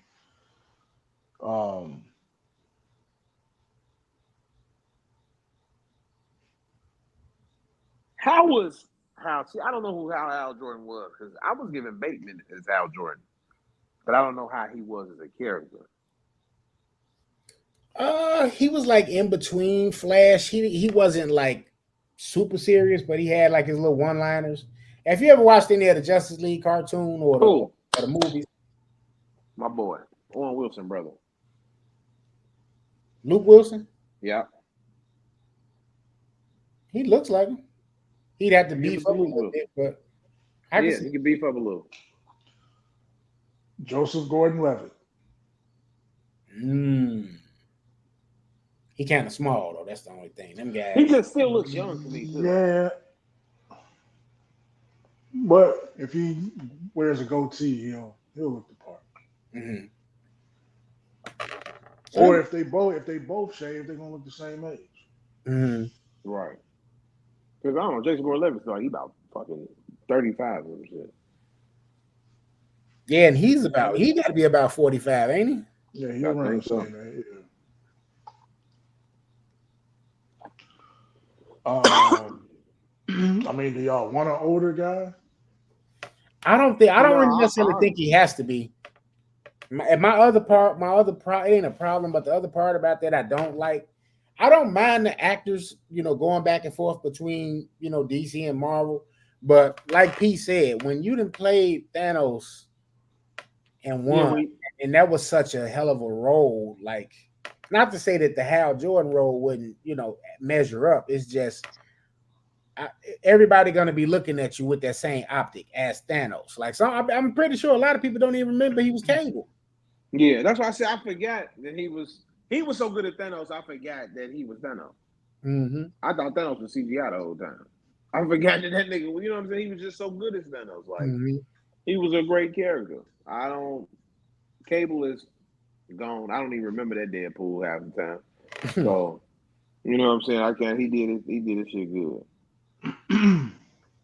What about James Franco? Yeah, he like blackballed though, ain't he? Yeah, but I can fuck with James Franco with that. I can not to say that I don't like the pick. I just know he kind of been blackballed. So I don't know if they want to go down that rabbit hole. Blackballed for what? It was like some sexual allegations, like So he said something. Did he say something P about some young girls or something like that? I don't know what he did, but it was some sex shit. It was something that had to do with sex. I think he probably tried to fuck with somebody. But he has the look though. Like he could. He do have a look. Yeah, I can go with him. He played Green Goblin. You can go with. How old is Elijah Wood? Elijah Wood from. I just see the fucking. Elijah Wood might be pushing. From around the same age too, in the mid 40s. Yeah. Late 40s maybe. Elijah Wood. Like I don't think you're gonna get a actor 43. that fits. Yeah. He's 43. Mm-hmm. So in that pocket, for me, that's nah. Elijah Wood like a gay Eminem. I couldn't use him. No, I'm talking about age range. Like I'm just. Oh wow, he said no. He do. He like a gay Eminem. I wouldn't use Elijah Wood. What are you talking about? Andrew Garfield. Nah. I think I like that pick the most. I liked Andrew as Spider-Man. You could I could see him doing it. Andrew Garfield is a villain for me. I think Andrew Garfield would work well with Aaron Pierre. Okay, so you're thinking about the actual on-screen parent. That's what I'm thinking about. Okay.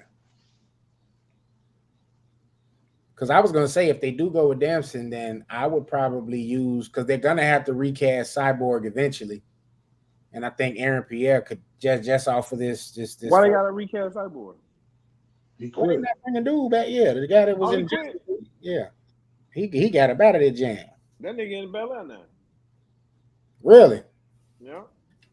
I haven't watched the new season. Jeffrey's son. Remember Jeffrey's son in the old show? Yeah. He him. Huh? That's wild. Hold on. What? Remember Jeffrey's son in the old TV show? The light-skinned boy that was trying to fuck niggas over and get money out of everybody, Will and them. He him. He did the guy who played Cyborg is him. No, I don't think that's the same person. The Cyborg from Justice League, right? Yeah. Or wait, are you talking about?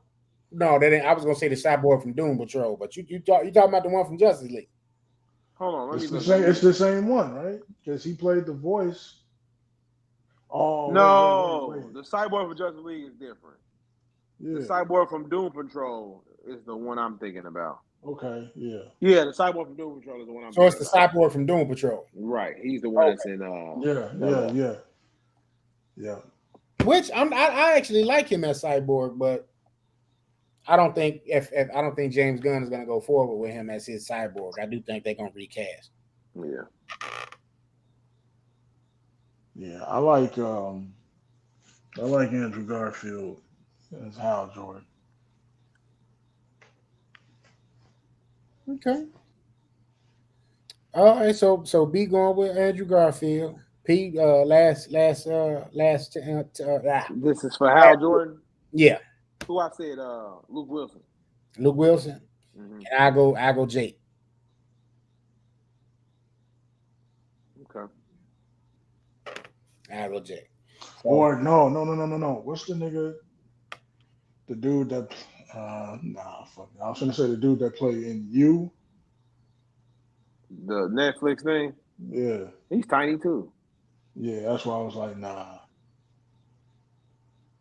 At least Andrew Garfield got some height. Yeah. And he would be able to warn. I mean, the Spider-Man suit ain't like the Green Lantern suit, but it he'll fit. He'll definitely fit. Yeah. Okay. So who do we agree on for John Stewart? I'm going JDW. Who? JDW. John David. What was that? Oh. So you ain't even going between the guys. Oh no, I would get Aaron Pierre too. I would pick Aaron Pierre. So you and me with Aaron. Okay. Yeah. I would say, like I said, I would use Aaron as the DCU Cyborg if they didn't give him this John Stewart role. Right. Because I definitely think Damson is going to end up in the MCU or DC one way or another. I guess his trajectory is only going up. He carried Snowfall for 5, 6 seasons. So Cyborg can be Diamond from Power. He looks like it, but Diamond can't act. Yeah, that acting is trash, bro. He can't act. He can't act. Like I want to like Diamond, but yeah, he can't act, bro. You're right. I agree with that one. Oh, I didn't even think about what's the nigga name? His brother. He can't act either. No. He'd be a good Bonds. He would. No, he would. I don't like it. I can't fuck with it. Just depending on who you're Chris D. Lofton. That's his name. It depends on who you're gonna pair him with. I think he can pull it. He's from the Korea. Fuck with your boy. Nigga, fake camera on now. Good. Like, I fuck with Chris D. Lawson. I like him in what he has in Power. I don't think he's consistent, but he has moments where he's really good. Mm-hmm. Yeah, I like him in Power. I like him a lot in Power. P don't like him because he took his spot in Hardball. That's why he don't like him. No, it wasn't him. It was Michael B. Jordan. It was Michael B. Jordan who took my spot. Fuck Michael B. Chris Lofton was in it too. Chris Lofton was my guy spot, so he might have took his spot. I ain't mad. So wait, no, wait. So you know for sure the role you was going after was the one Michael B. Jordan got. No, I don't know if it was Michael B. Jordan, but the nigga was there. That's all I remember. Oh, okay. It was there. All right. So what do y'all think about Damson taking over as T'Challa? I like that one. I don't want him to be typecast as that though. I really like to see him as something else. And I mean, he did some other stuff while he was T'Challa. So I know, but he really ain't did shit at all.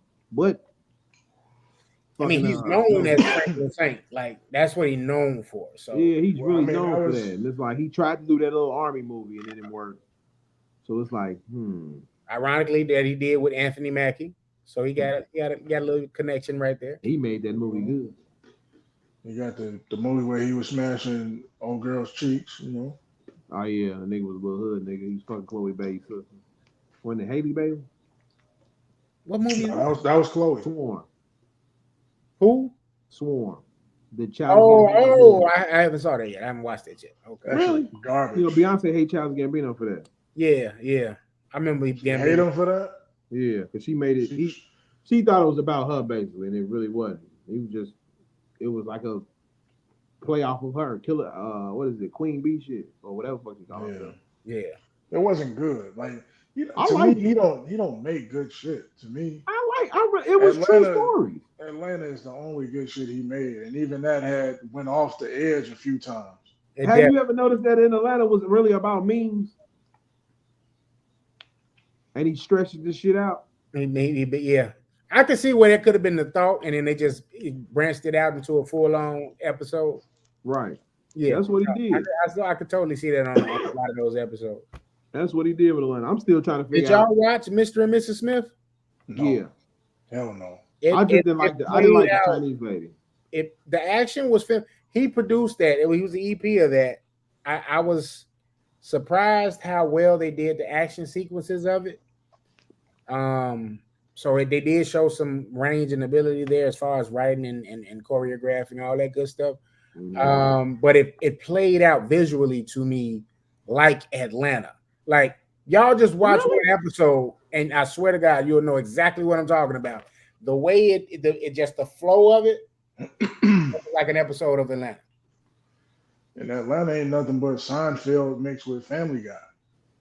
So just imagine adding action to that. I didn't think about that, Tim.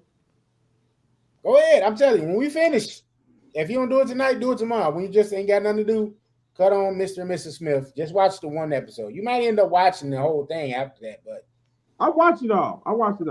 Oh, so yeah, just so you do you agree? That's what I'm looking at it now and thinking like, damn. I don't know. You might be right though. You might be right. Yeah, this flow of this show is like Atlanta to me. And I don't think nothing's wrong with that. When somebody got like a trademark and they want to keep going, do it. Tim Burton does it. I even think he made some Easter eggs in it referencing Atlanta. If I'm being honest. Now you got to show me that because I didn't catch it. It was some little hints. I definitely had to go back because the way I was watching the episodes, I know people had like reaction videos they were making of it, kind of like they was doing with Atlanta, and they were pointing them out. If you come across them, show me. I didn't think that. But yeah, it was all right for what it was. It exceeded my expectation. I didn't go into it with like high expectation. There's some stuff, man. I'm biased. I'm rooting for everybody that's black, so I go and I try to participate, make sure I watch it because I want to see the stuff thrive. Like the more our productions thrive and receive these opportunities, the more opportunities will come out of it. You know what I mean? Where they'll dabble in letting us see more and more African American actors and actresses and stuff that ain't just necessarily the block or a beauty shop. You know what I'm saying? Or a barber shop, like Barbershop 17. You know. So yeah, we're gonna move on from that into Power. Power made its return for the last couple of episodes. Goddamn Jay. This season. And I'll be honest, man. I'm glad this is going on. I like it. It's you know what I did with Power, Tim? I took your move, Tim. No, don't do that. Come bring it back. I took your move. I went to the mind of a universe that's somewhere else. Mm-hmm. This shit ain't gonna happen in real life, but guess where it's happening at? In 50 Cent's mind. And when he puts this shit on his paper, it comes out to this, I'm gonna go fuck with it. I'm gonna just look at it as that. This is a comic book world to me. It is. That's what I'm looking at it as. And I like it, dude. It's some of it just this last episode is just so much of it just out of it. It's just so unrealistic. Oh, we're gonna take Drew. Drew is just an assassin now. Yeah, that was weird, dude. Assassin, homosexual, just crazy. You know, or we're gonna put you in jail. Call a nigga a faggot in jail. You a faggot. You know. Oh, he going there, kill a dude smooth, and you know, get right to it. And I'm like, all right. Monet wig was actually looking like a wig in one scene. Then what they did to Diana toward the end of the episode, I was just kind of like, you know what, bro? Mike really said, "Stop following me, nigga," and he came behind the car. Yeah, he just, I'm like, yo, and I was a little disappointed by them making him a crooked cop because I thought he was gonna be like, you know, he's annoying as a fucking crooked cop, man. I really hate Michael Ealy as this fucking crooked cop. Like, gee. Why are you so annoying? Totally. When they from when they first showed him to now, I'm like, yo, I was actually looking forward to seeing like the backstory. Like, oh, okay, you know what I'm saying? He a prototypical cop. Oh, doing the good guy thing. You know what I mean? I lost my wife. All this good stuff, and now we doing the Lord's work. Okay, bro. All right, come on, all right, you got it. That nigga weird as hell. Man. They could have got Corey Harper to play him. To be honest with you. Tariq Stone Cold Killer. I'm like, this mod that been in boarding school. Them niggas killed Zion. Yeah. This nigga strong as hell. And I felt that was too soon too, because I'm like, yo, this Zion character, y'all could have really went somewhere with that. And it was like, like I told y'all, he played a role in the first season of Mayor Kingstown. Right, and I thought they killed his character in Mayor Kingstown too quick. And it was just like, all right. Threw the nigga through the wall, dude. Yeah, and that's what I'm saying. Like, he beat both y'all ass like just with ease, and you gonna just come up. I'm like, all right. So I'm like, I'm glad this is going off. I'm like, you know, it's time. I'm like, it's time to go into the next season or something else, because the way y'all doing with this, Tariq doing all this Assassin's Creed, James Bond stuff, and still going to college, still maintaining the GPA and all that good stuff. Y'all want me to sit here and believe all these people are doing all this stuff, keeping school grades up, getting in shootouts, killing people, and going back and finishing projects? Like, New York City. And with the most lavish clothes on ever. We in Louis Vuitton, Gucci. That's what I just don't get. I just don't understand that. How can you be a killer in these neat-ass clothes? This nigga Kane out here flying in a motherfucker every time they show. Every time in the big range. I'm like, Monet riding up in the G-Wagon. Like, I had to think of my cousin. I think my cousin was a drug dealer. I said, did he wear this type of shit when he was killing people? I highly doubt it. Like, I don't think he was selling dope in this. I think he had some Nike joggers to put the shit on. I don't think he was. Highly doubt it. I mean, even Ghost would go put on the little jogging suit right there. Ghost was the only. Everybody else just like, hey, we out here. We out here killing them Balenciaga. Like, yeah, okay. You got it. Crazy. So I enjoy it, but it's just at the same time, I'm like, yo, this stuff is just so them parts, I just look at it as what it is. It's a comic book world. Which is why I keep telling you, I don't think when Ghost come back, I'm like, hey, I told him. I'm still not gonna believe that. So you still not gonna believe it when he's on the screen? No, I'm gonna believe it. If he on the screen, then I'm gonna be like, whoa. But until then, I'm gonna be like, no. It's gonna be Tommy and Tariq and Braden. Now, B, are you caught up, man? Because we did just spoiler alert for everybody. Oh, it's too late. Oh, damn. That's why I was quiet as hell. You should have muted us. My bad, man. That's all good. I ain't say the other part, so right. I left some parts, so you enjoy it. The ending is crazy. I just thought they were gonna go. This was all just one episode. Yeah, this was just the return episode from Friday. So a lot went on. Let me see. One last piece of, and this isn't necessarily movies, but it's a movie star. Depending on who you ask, I'll say he's a movie star. He's part of $1 billion franchise. This is gonna kind of lead us into the music and music news. Tyrese and Joe Budden seem to have a war of words going on right now. Did y'all get a chance to check that link out? I heard about it. That Tyrese had a little problem with him, but I didn't really dig into what was going on. Yeah. So let me ask y'all. So, because Tyrese has been letting a lot of this stuff out in real time on social media, Joe Budden described Tyrese as bitter. So I can't remember which person it was from Joe Budden podcast, and they were like, "Is he bitter or is he broken?" I think it was Ish. Yeah. And it's referencing, he's had his divorce, and you know what I mean, since he's, broke up with his ex-wife, he's been voicing, how he's been feeling. And he went on Breakfast Club. We saw him crying on Breakfast Club, you know what I mean? I'm listening to his interview with Shannon Sharp right now. That's a 2-parter. So far, so good. But he's been telling a lot about his backstory, his life. And then he was on $1 Million Worth of Game too. That one was pretty funny. But similar content. He's been promoting his album Black Pain. He's got a little tour going on. Yeah. So he just put the movie 1992 out. It's out? I want to see that. I do too. What is it? Is it on streaming or no? I don't know if it's on streaming, but it was in theaters. I think it's in theaters. So you might be able to catch it for the 6-piece tomorrow. So would you agree that he's bitter, or would you agree that he's broken? I'm inclined to say broken. I'm inclined to say both. But why? But how? I think he's hurt. How does Joe Budden put himself in the position to call someone bitter? Well, Tyrese did go on Budden podcast and do an interview as well. And it just came up as a news topic on the show. And so did they bump heads or something? Like, what happened? Not necessarily that bumped heads, because it sounded like everything was all good when he did the interview. But Joe Budden was reacting to his other interviews, and he was just saying, basically, it's time to get over it. You know what I mean? You've been divorced from her for X amount of time, blah blah blah.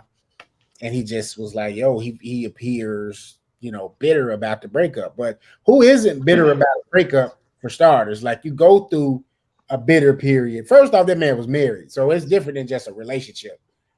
He was married to that woman. Would you say that if it was with a child involved? Yeah, that's his baby mama too. Depending year. 4 or 5 years go past. Yeah. You say that person's still bitter? I don't think he's bitter. I think he's still. But I'm saying in a situation like that, a child is involved. Do I think it's still possible to still be bitter though? Yeah. Absolutely. Okay. Absolutely. Everybody heal and deal with things differently. You know what I'm saying? Exactly. So how could you call somebody bitter? Yeah. You don't know how he's dealing with this issue. He's dealing it way different than how you would. Joe Budden probably go through a breakup, go to the strip club the night after. Exactly. Everybody process stuff differently. So certain situations, but me personally, certain situations, I call somebody bitter if I see the way they act in a situation like that. Because I've said that situation for a reason. I've been through a situation where even the nigga mad that his baby mama's gone, and it's been 4 or 5 years, and he over here screaming, trying to put his hands on her, and I gotta check a nigga, or a nigga want to scream some shit out loud saying, "Oh, stay on my baby mama page," and ain't nobody even looking at it. Mm-hmm. So that's a bitter man to me. Like you're upset. You live with a whole other woman, and you're still upset about some shit like this. You're a sad person. You're a sicko, and you're bitter. You're upset. I'm not gonna do that over no female. I mean, that's a different set of circumstances. I don't think, me personally, if you aren't healed from one situation, I don't think you should be in another situation. I think in today's society, we run to go and jump in a relationship immediately, sometimes immediately after another relationship that's ended, and you haven't given yourself time to process that relationship. Something so, like B was saying, you can't put a timeline on somebody else's, process to heal and I mean, go through whatever they need to go through. Me personally, I've had instances where I done broke up with somebody, and the next day I could have went out to the strip club or wherever and been cool, get my head straight. You know what I mean? But there has also been times when I done broke up from a relationship, and I've been sitting there just kind of like trying to figure out why, and got the sad music playing. Right. So I can't fault Tyrese. I'm not married, nor have I gotten divorced from anybody, so I don't know how that feeling feels. We can all be like, "Oh man, you need to get over it," but if he's not over it, that to me says, yo, he was all the way in. Not to say that she wasn't when she was with him, but she was capable of ending it a lot quicker than he was. And I think that's just a reflection of women today as a whole. They have that cold and callousness about them where they can end things in an instant and be off to the races doing their thing again, moving and grooving, and you still in there still wallowing in your sorrows. You know what I mean? So it just differs from person to person. Yeah. Yeah. Absolutely. Yeah, I just don't. To me, I think it's weird that another man is critiquing or criticizing another man for how he deals with, his issues. Mm-hmm. I want to I see think the that's Patreon weird. episode. Yeah, I haven't seen it, and The way he's saying he may be was able to catch acting it was on making YouTube. him say that. Because I think he said it to him on the show, like, you acting bitter. And he very well could have. I just haven't seen him say it because I didn't see the Patreon episode. Right.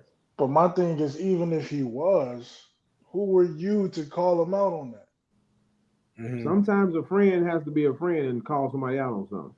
But it's not like he's hurting anybody other than himself by going on all these different interviews and reliving his emotions in front of people. Mm-hmm. I mean, that's to me, that's the only flaw that I see is that he's going out here in front of cameras and putting himself in a vulnerable state that other people shouldn't have to see. Right. And me as a friend, I'll say, bro, you acting bitter. You doing too much. You got on everything just to talk about this girl all day. This album is about this girl. Let the shit go. It's funny coming from Button as well, because it is funny coming from him. The king of this stuff with his own music, making songs about Tahiri, making songs. Well, he doesn't make songs anymore, but he probably had some stuff about any other relationship he had prior. And to say somebody's coming off bitter, like, bro, you had how many mood music albums? Like, were you talking about breakups and all this stuff? And you putting it out there, who your ex is messing with now and who they cheated on you with, like, Yeah.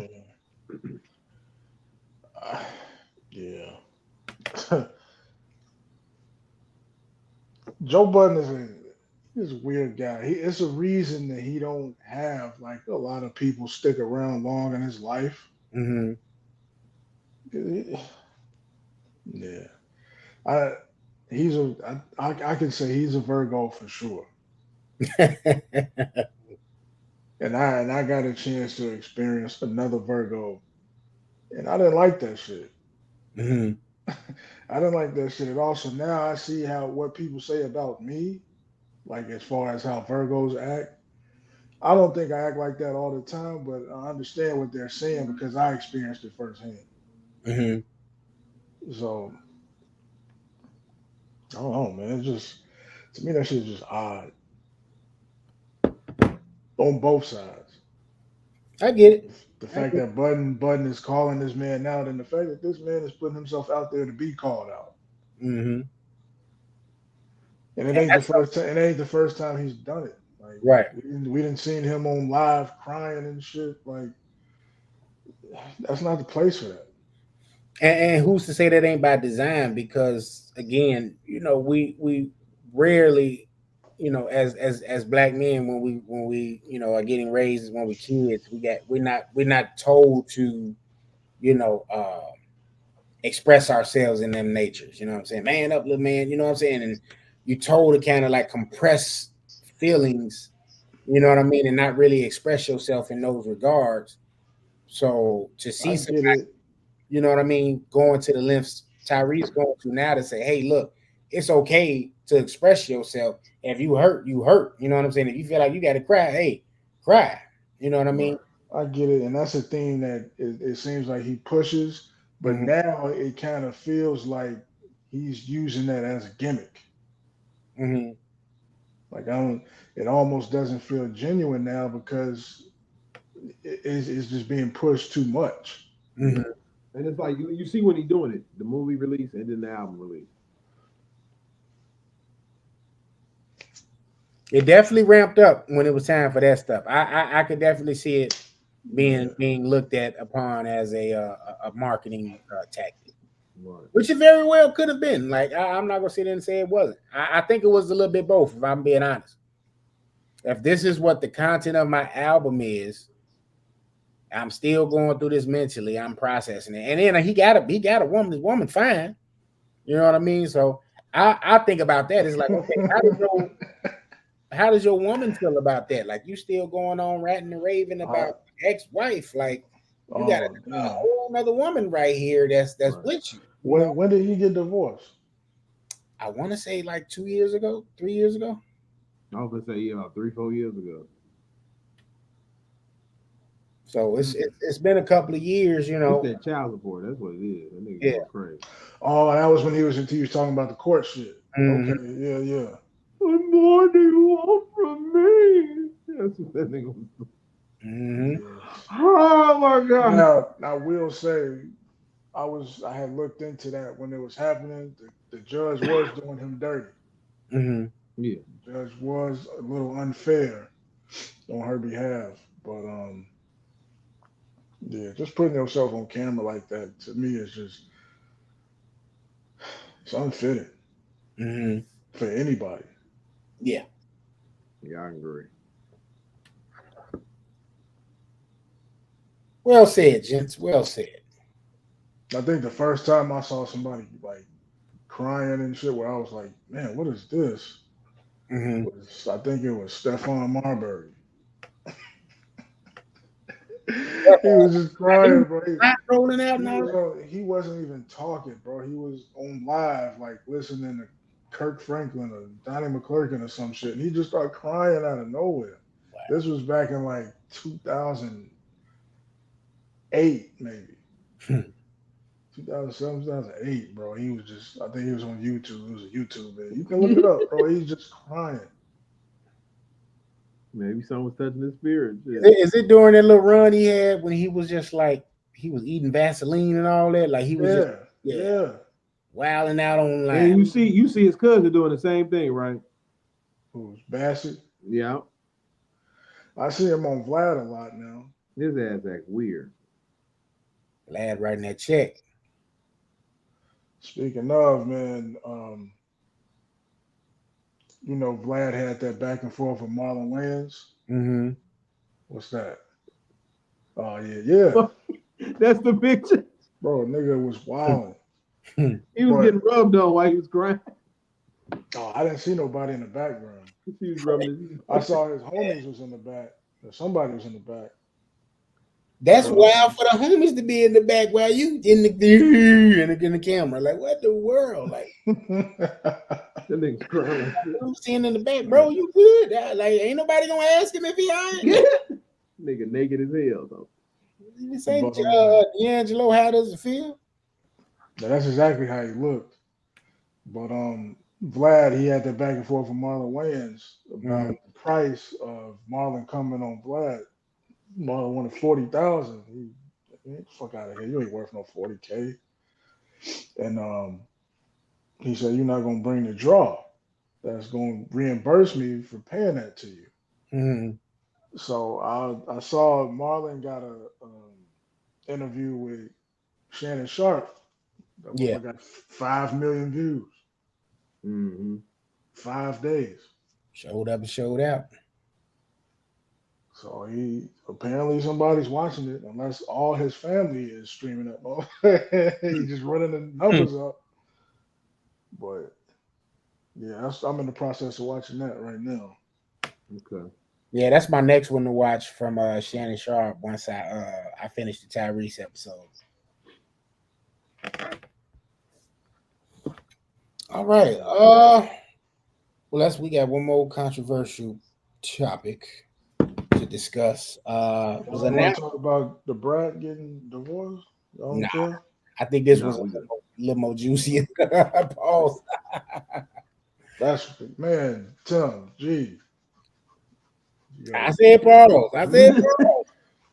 You sound like my coworker at work. Every day. Yeah, I sucked down at lunch. I sucked it down. Bro, you got You did what? Oh, Jesus Christ. You did what, brother? You ate lunch. That's it. That's all you gotta say. You ain't sucked nothing. Right. Nigga said I sucked down that lunch. Oh no. You know what's funny? I hate the wait, let me say this one quick.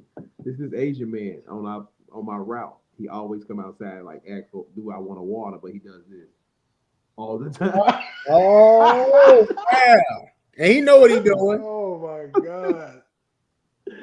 I never noticed it. And Brianna was like, Phil, you ever see what he's doing? And I looked and I was like, oh shit, this nigga doing the dick sucking sign. Yeah, you want your chopstick? Right. You want your egg foo young? Trying to get the egg roll? Get that egg roll. Egg roll. Trying to get that teriyaki sauce about you. Soy sauce, duck sauce. Hell no. That orange chicken. And duck sauce. You get some of that sweet and sour. Oh man. So your boy King Kendrick King Kendrick announced as the headliner for the Super Bowl performance at 2025 Super Bowl in New Orleans, which has stirred up quite the controversial response online. It's got a lot of people infuriated. A lot of people thought Lil Wayne should be bestowed that honor. Why? To do the performance in New Orleans. Because he's a native boy of New Orleans. Lil Wayne expressed his desire and how he thought that would be awesome to just kind of cap off the career with that accolade in his hat. And a lot of people are aiming, that without saying his name, He Who Remains, because he technically is He Who Remains now. Because Puffy didn't went down. A lot of people are mad at Hove as a result of this, man, because they feel like Hove is being petty, holding this against Wayne. I guess some behind the scenes feud that's taking place in regards to, believe it or not, Drake. And the feud hasn't even got anything to do with Lil Wayne. It's just him being petty toward Lil Wayne because of the issues he got with Drake. I got a lot of ways I can go about this. Way. If your nigga got a chance to do something, you gonna put him in the lane first. LeBron's son got a chance to be in the NBA. You come in here first. I'm gonna put you here and get you learned here. So nepotism. We can use that as nepotism if you want to call it. Then I got a way of saying people were screaming that, okay, Lil Wayne in New Orleans. My whole thing with Wayne is we know he had hits. He had good hits. But as he have a song that's bigger than big, with a crowd like that at Super Bowl to come see that. He had a Millie and he had Lollipop. I don't know no other Wayne song that's gonna be big to keep going on. For that crowd, not just for any rap crowd, for that crowd out there for Wayne to keep performing. Now, another thing, Kendrick Lamar loves Lil Wayne. And I'm sure Kendrick Lamar, loving Lil Wayne, will bring him out there on stage. He don't have a problem. I was gonna say he got a song with him on Carter 5, right? There you go. And I can see him bringing Wayne out there to perform both hits. Yeah. why that time is there. But the retort is, why not just let Lil Wayne headline as opposed to just because you in New Orleans? That's a whole business transaction. Just because you're in New Orleans don't mean shit to do with it. And I agree with that. Money. We talking about what's hot right now. To me, we need some money on the line. Because this probably now while it was just announced, who knows how long ago they said, hey, we're gonna go with him. Not like us ruled the rest of the summer when that, once it was released, you know what I mean? And to just play devil's advocate with that theory, if it is in fact in regards to an ongoing feud or dispute I'm having with Drake, what better way than to like give Kendrick the checkmate in that particular feud and rivalry than by allowing him to, perform at the Super Bowl first versus Drake? Because I'll be honest, and this is no shade to Kendrick, because Kendrick does have his own hits that he can do. Not saying he's not worthy of a Super Bowl. Does he have more than one though? He doesn't have as many as Drake, and that's out right now. What's another thing? I was gonna say Drake maybe if we were gonna do that, because Drake got way more than Kendrick. Who's a better performer, Kendrick or Drake? I think you're gonna get a great performance out of Kendrick. If you look at Kendrick's the thing for the what's the name of the thing? Not like around in the Big Stepper. That shit was a fucking show. He's a way better performer than Drake is, or Lil Wayne. Now I haven't saw Drake perform yet, but I did see Lil Wayne. I did see Kendrick during To Pimp a Butterfly when they came out, and that show was a great show. I left that very satisfied. I haven't seen Kendrick, but I've seen Drake and Wayne, and both of them give a pretty good hip hop show. Mm-hmm. I actually seen them at the Drake versus Wayne show together. Okay. That was at the what is that called? They changed the name so much. Isn't Tilly Park? Tilly Park. Yeah. I saw Lil Wayne when he was there with T.I. and 2 Chainz.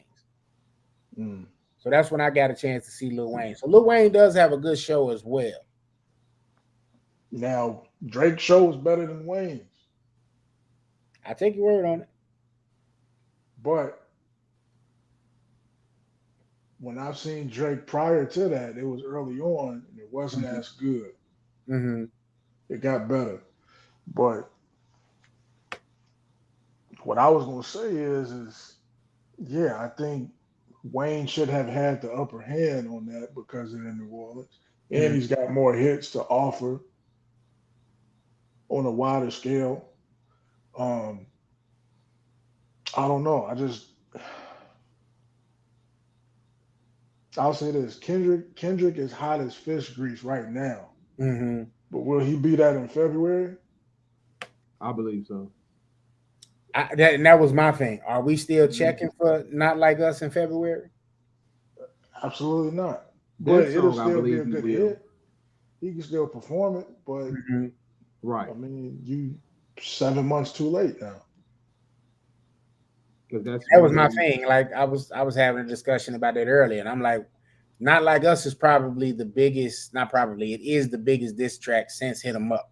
So for that, it's solidified. But by the time the Super Bowl comes around, I don't think we. That's the theme of the Super Bowl. They not like us. One team versus another team. They not like us. That's gonna be the thing. So it's embedded already. The nigga did something smart. I can see that. And he'll probably have an album out by then too. I could totally see the album either being released around that time or it'll be out by then. It's all business. Them niggas know what they doing. Do we agree with the backlash that Hove is receiving as a result of this? I do. Because if it is about something between him and Drake, should that be carried out against his homie? Or his artist, rather, because I mean he did put him on.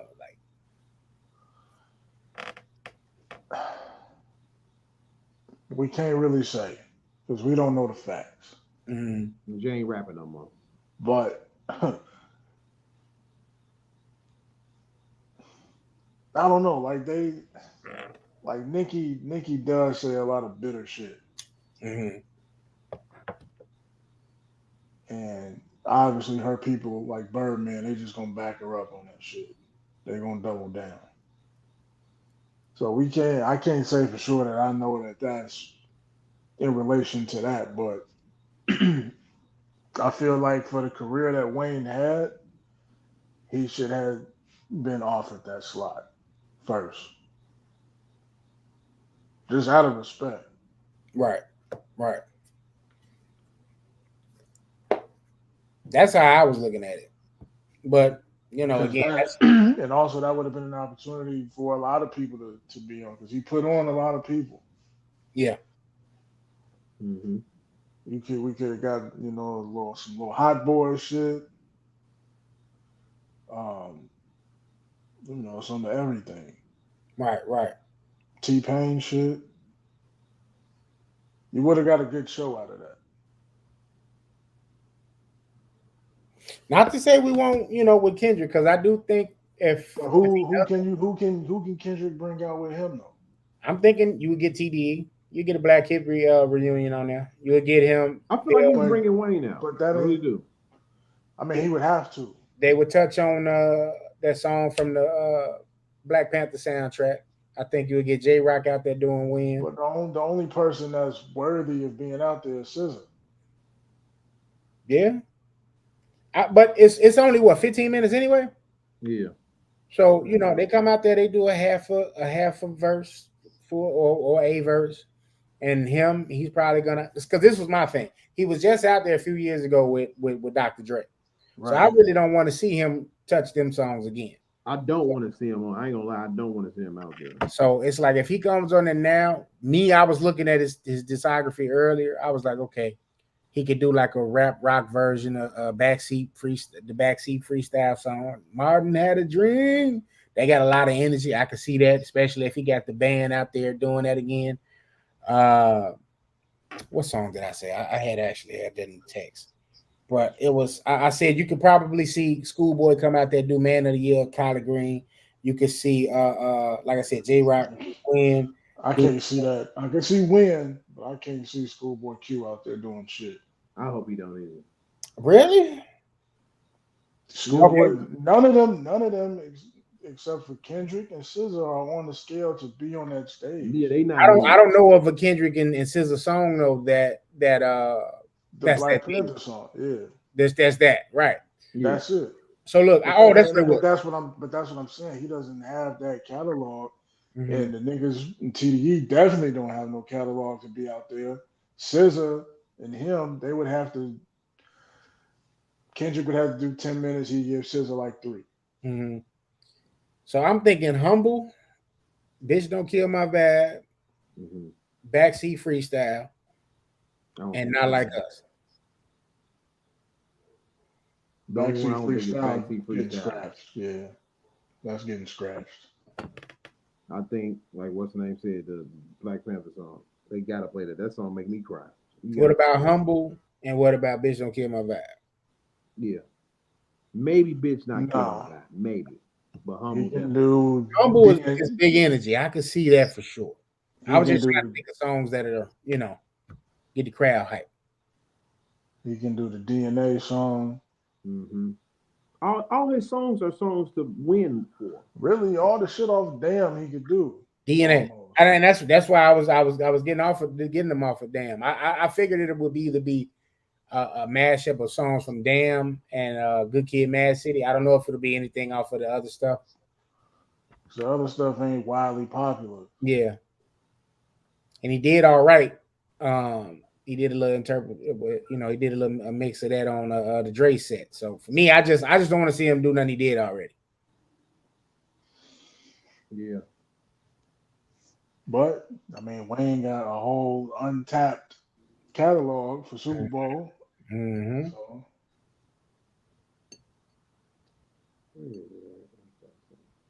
Tell Wayne, go ahead, man, do the XFL, at Super Bowl.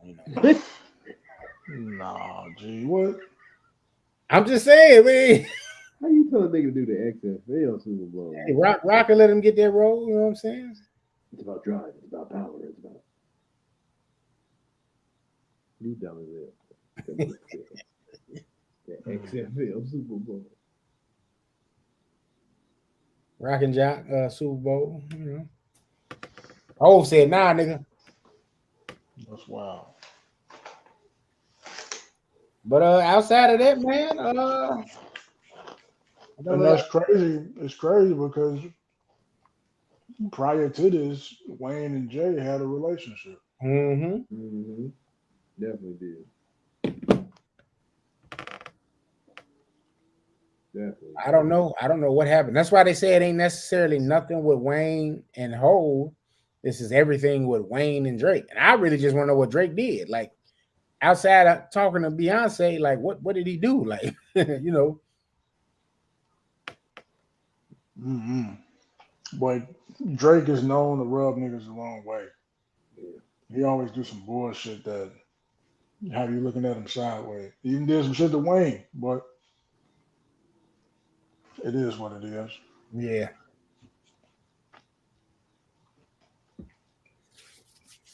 All right. Well, there you have it, man. That's the episode. I was gonna do a Decoded remake, but it wasn't necessarily a remake. It was more like a remix. So I'll say that for another time. What is it? You want to just talk about it right there? What is it? Quickly. Get it off your chest. Say it with your chest.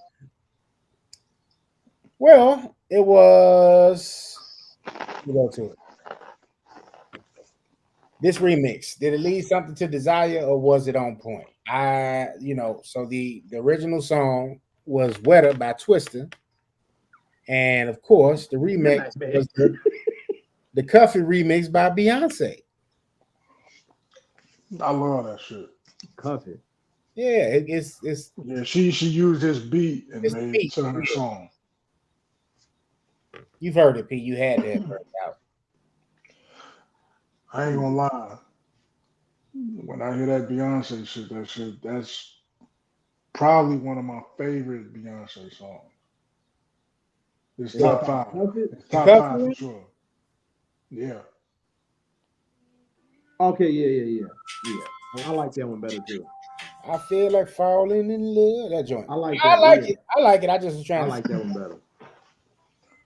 So what you were saying about it? Just did it live up to, you know what I'm saying, the hype? Because Wetter is one of Twista's, like, you know, he's had some consistent hits. It was one of his hits.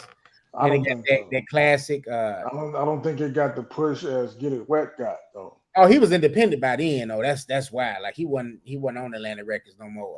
I think had he had a machine behind that, yeah, it would have hit. It would have went way harder than it did. You know, as far as just the commercial appeal of it and just the single, you know what I mean? Just as being pushed as a single. I feel like she should have gave him a verse on that or something. Yeah. No. In an extended remix, I would that would have had him out of yeah. Why not? He was on Rockefeller. He didn't do nothing bad. He lived up to his contractual agreement. Yeah. He was gone. Your Chicago one-hit wonder. Stay there. One-hit wonder. Yeah. He's only known in Chicago. That's it. No, that nigga had a poster on Dr. Dolittle. The who? Raven Simone's room, the Adrenaline Rush poster was on her wall. One-hit wonder. He's not Chicago known. Just like Chance the Rapper. Chicago known. Don't nobody give a fuck about you nowhere else. You're stuck here, nigga. Twisted. You're stuck here, nigga. Now you're a ventriloquist. You're Chicago's known. That's it. I don't hate shit. Sometimes people need the truth. The truth will set you free. Twisted tried to holler at P girl. No. What time is this nigga P? I'm not saying I don't like the person. What comments say? I want to say if I don't like it, I don't like it. That don't mean that I hate it. You just a Chicago known nigga. Niggas who know hip hop. Niggas who know hip hop know Twister. They know hip hop, so they know Twister. P, you know he in the Guinness Book of World Records too, right? Nigga, I'm in the Guinness Book of World Records and spinning across the room. I don't give a anybody can be in the Guinness Book of World Records. It don't matter. They don't make it. It ain't some fucking. This nigga P is sleeping. That's all. Yeah, Pete, you sleeping now. I ain't sleeping. I'm telling the truth. This nigga a nap. Which strand is this episode brought to you by? This is brought to you by telling the truth. Okay. Nah, I think Chance and Twister are two Chicago niggas that are known. Yeah, as a You remember. probably don't have the hits to back when it they up. reminisce over you, my God. That's what I say for them two niggas. Wow. A couple years when PJ get older, I'm gonna say, PJ, you remember Twister? He gonna say, who?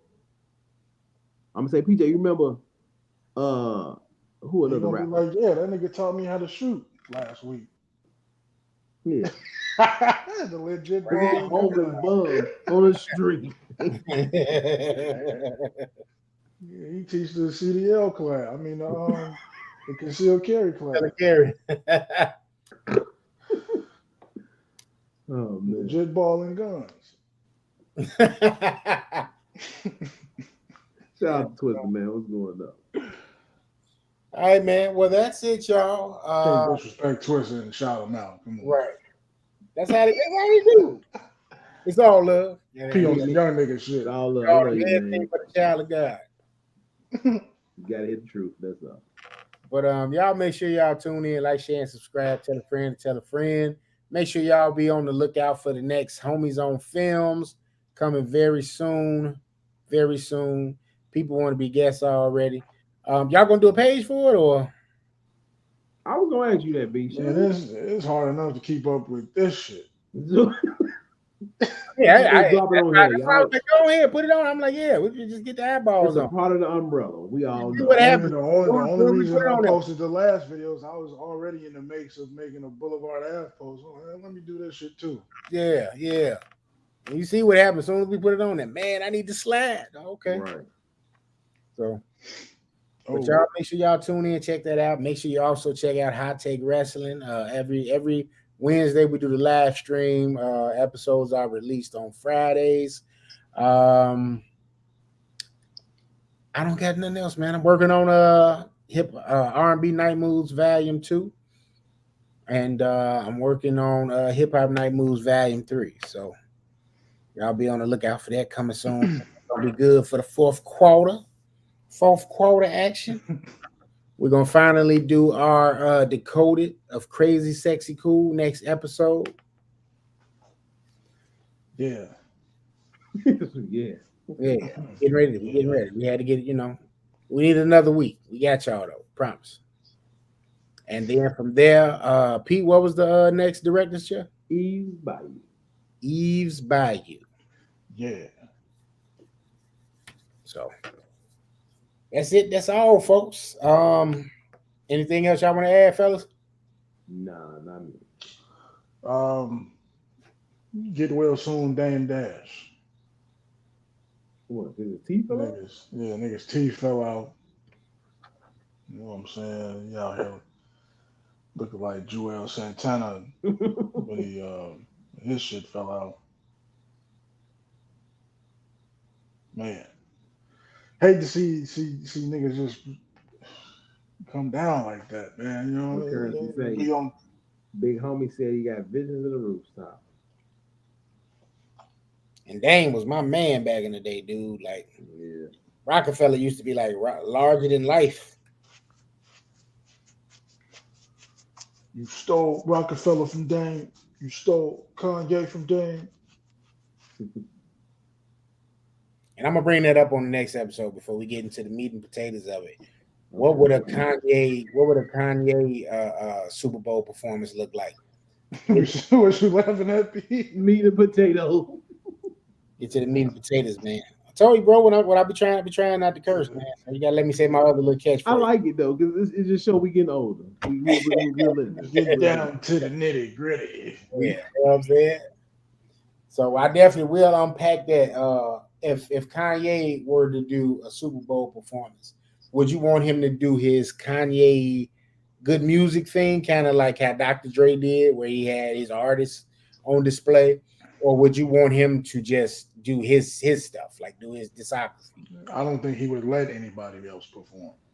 That's the thing. I was having that conversation earlier. I'm like, I don't know. I'm like, he could do both, but he would probably just want to go up there and do it himself.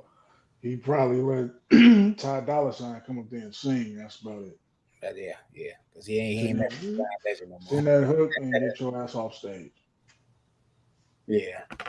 What would be the one song? I will just ask that, and then we're gonna get out of here. What would be the one song you would want to hear him do? All of the lights. You add all of the lights, flashing lights, and then I'm going to say Power. And then if they win, do you realize that you are a champion? Yeah. Probably, bring the stage back out. Right. I ain't finished. Yes, I did. Yeah. All right, folks. Well, y'all enjoy y'all week. Have a good week, safe week. You know what I'm saying? Be careful out there as always. Know the work, do the work, watch the results. I am your boy, Old Man Logan. It's the kid gas station P. Oh shit. Okay, we'll do it again. This your boy, Old Man Logan. It's the kid gas station P. Support King B. All right, and this is BlvdAve Radio. We catch y'all next week. Thank y'all for coming out. God bless you. God bless you. Good night. Peace. Oh, I wasn't supposed to say that. Oh, y'all.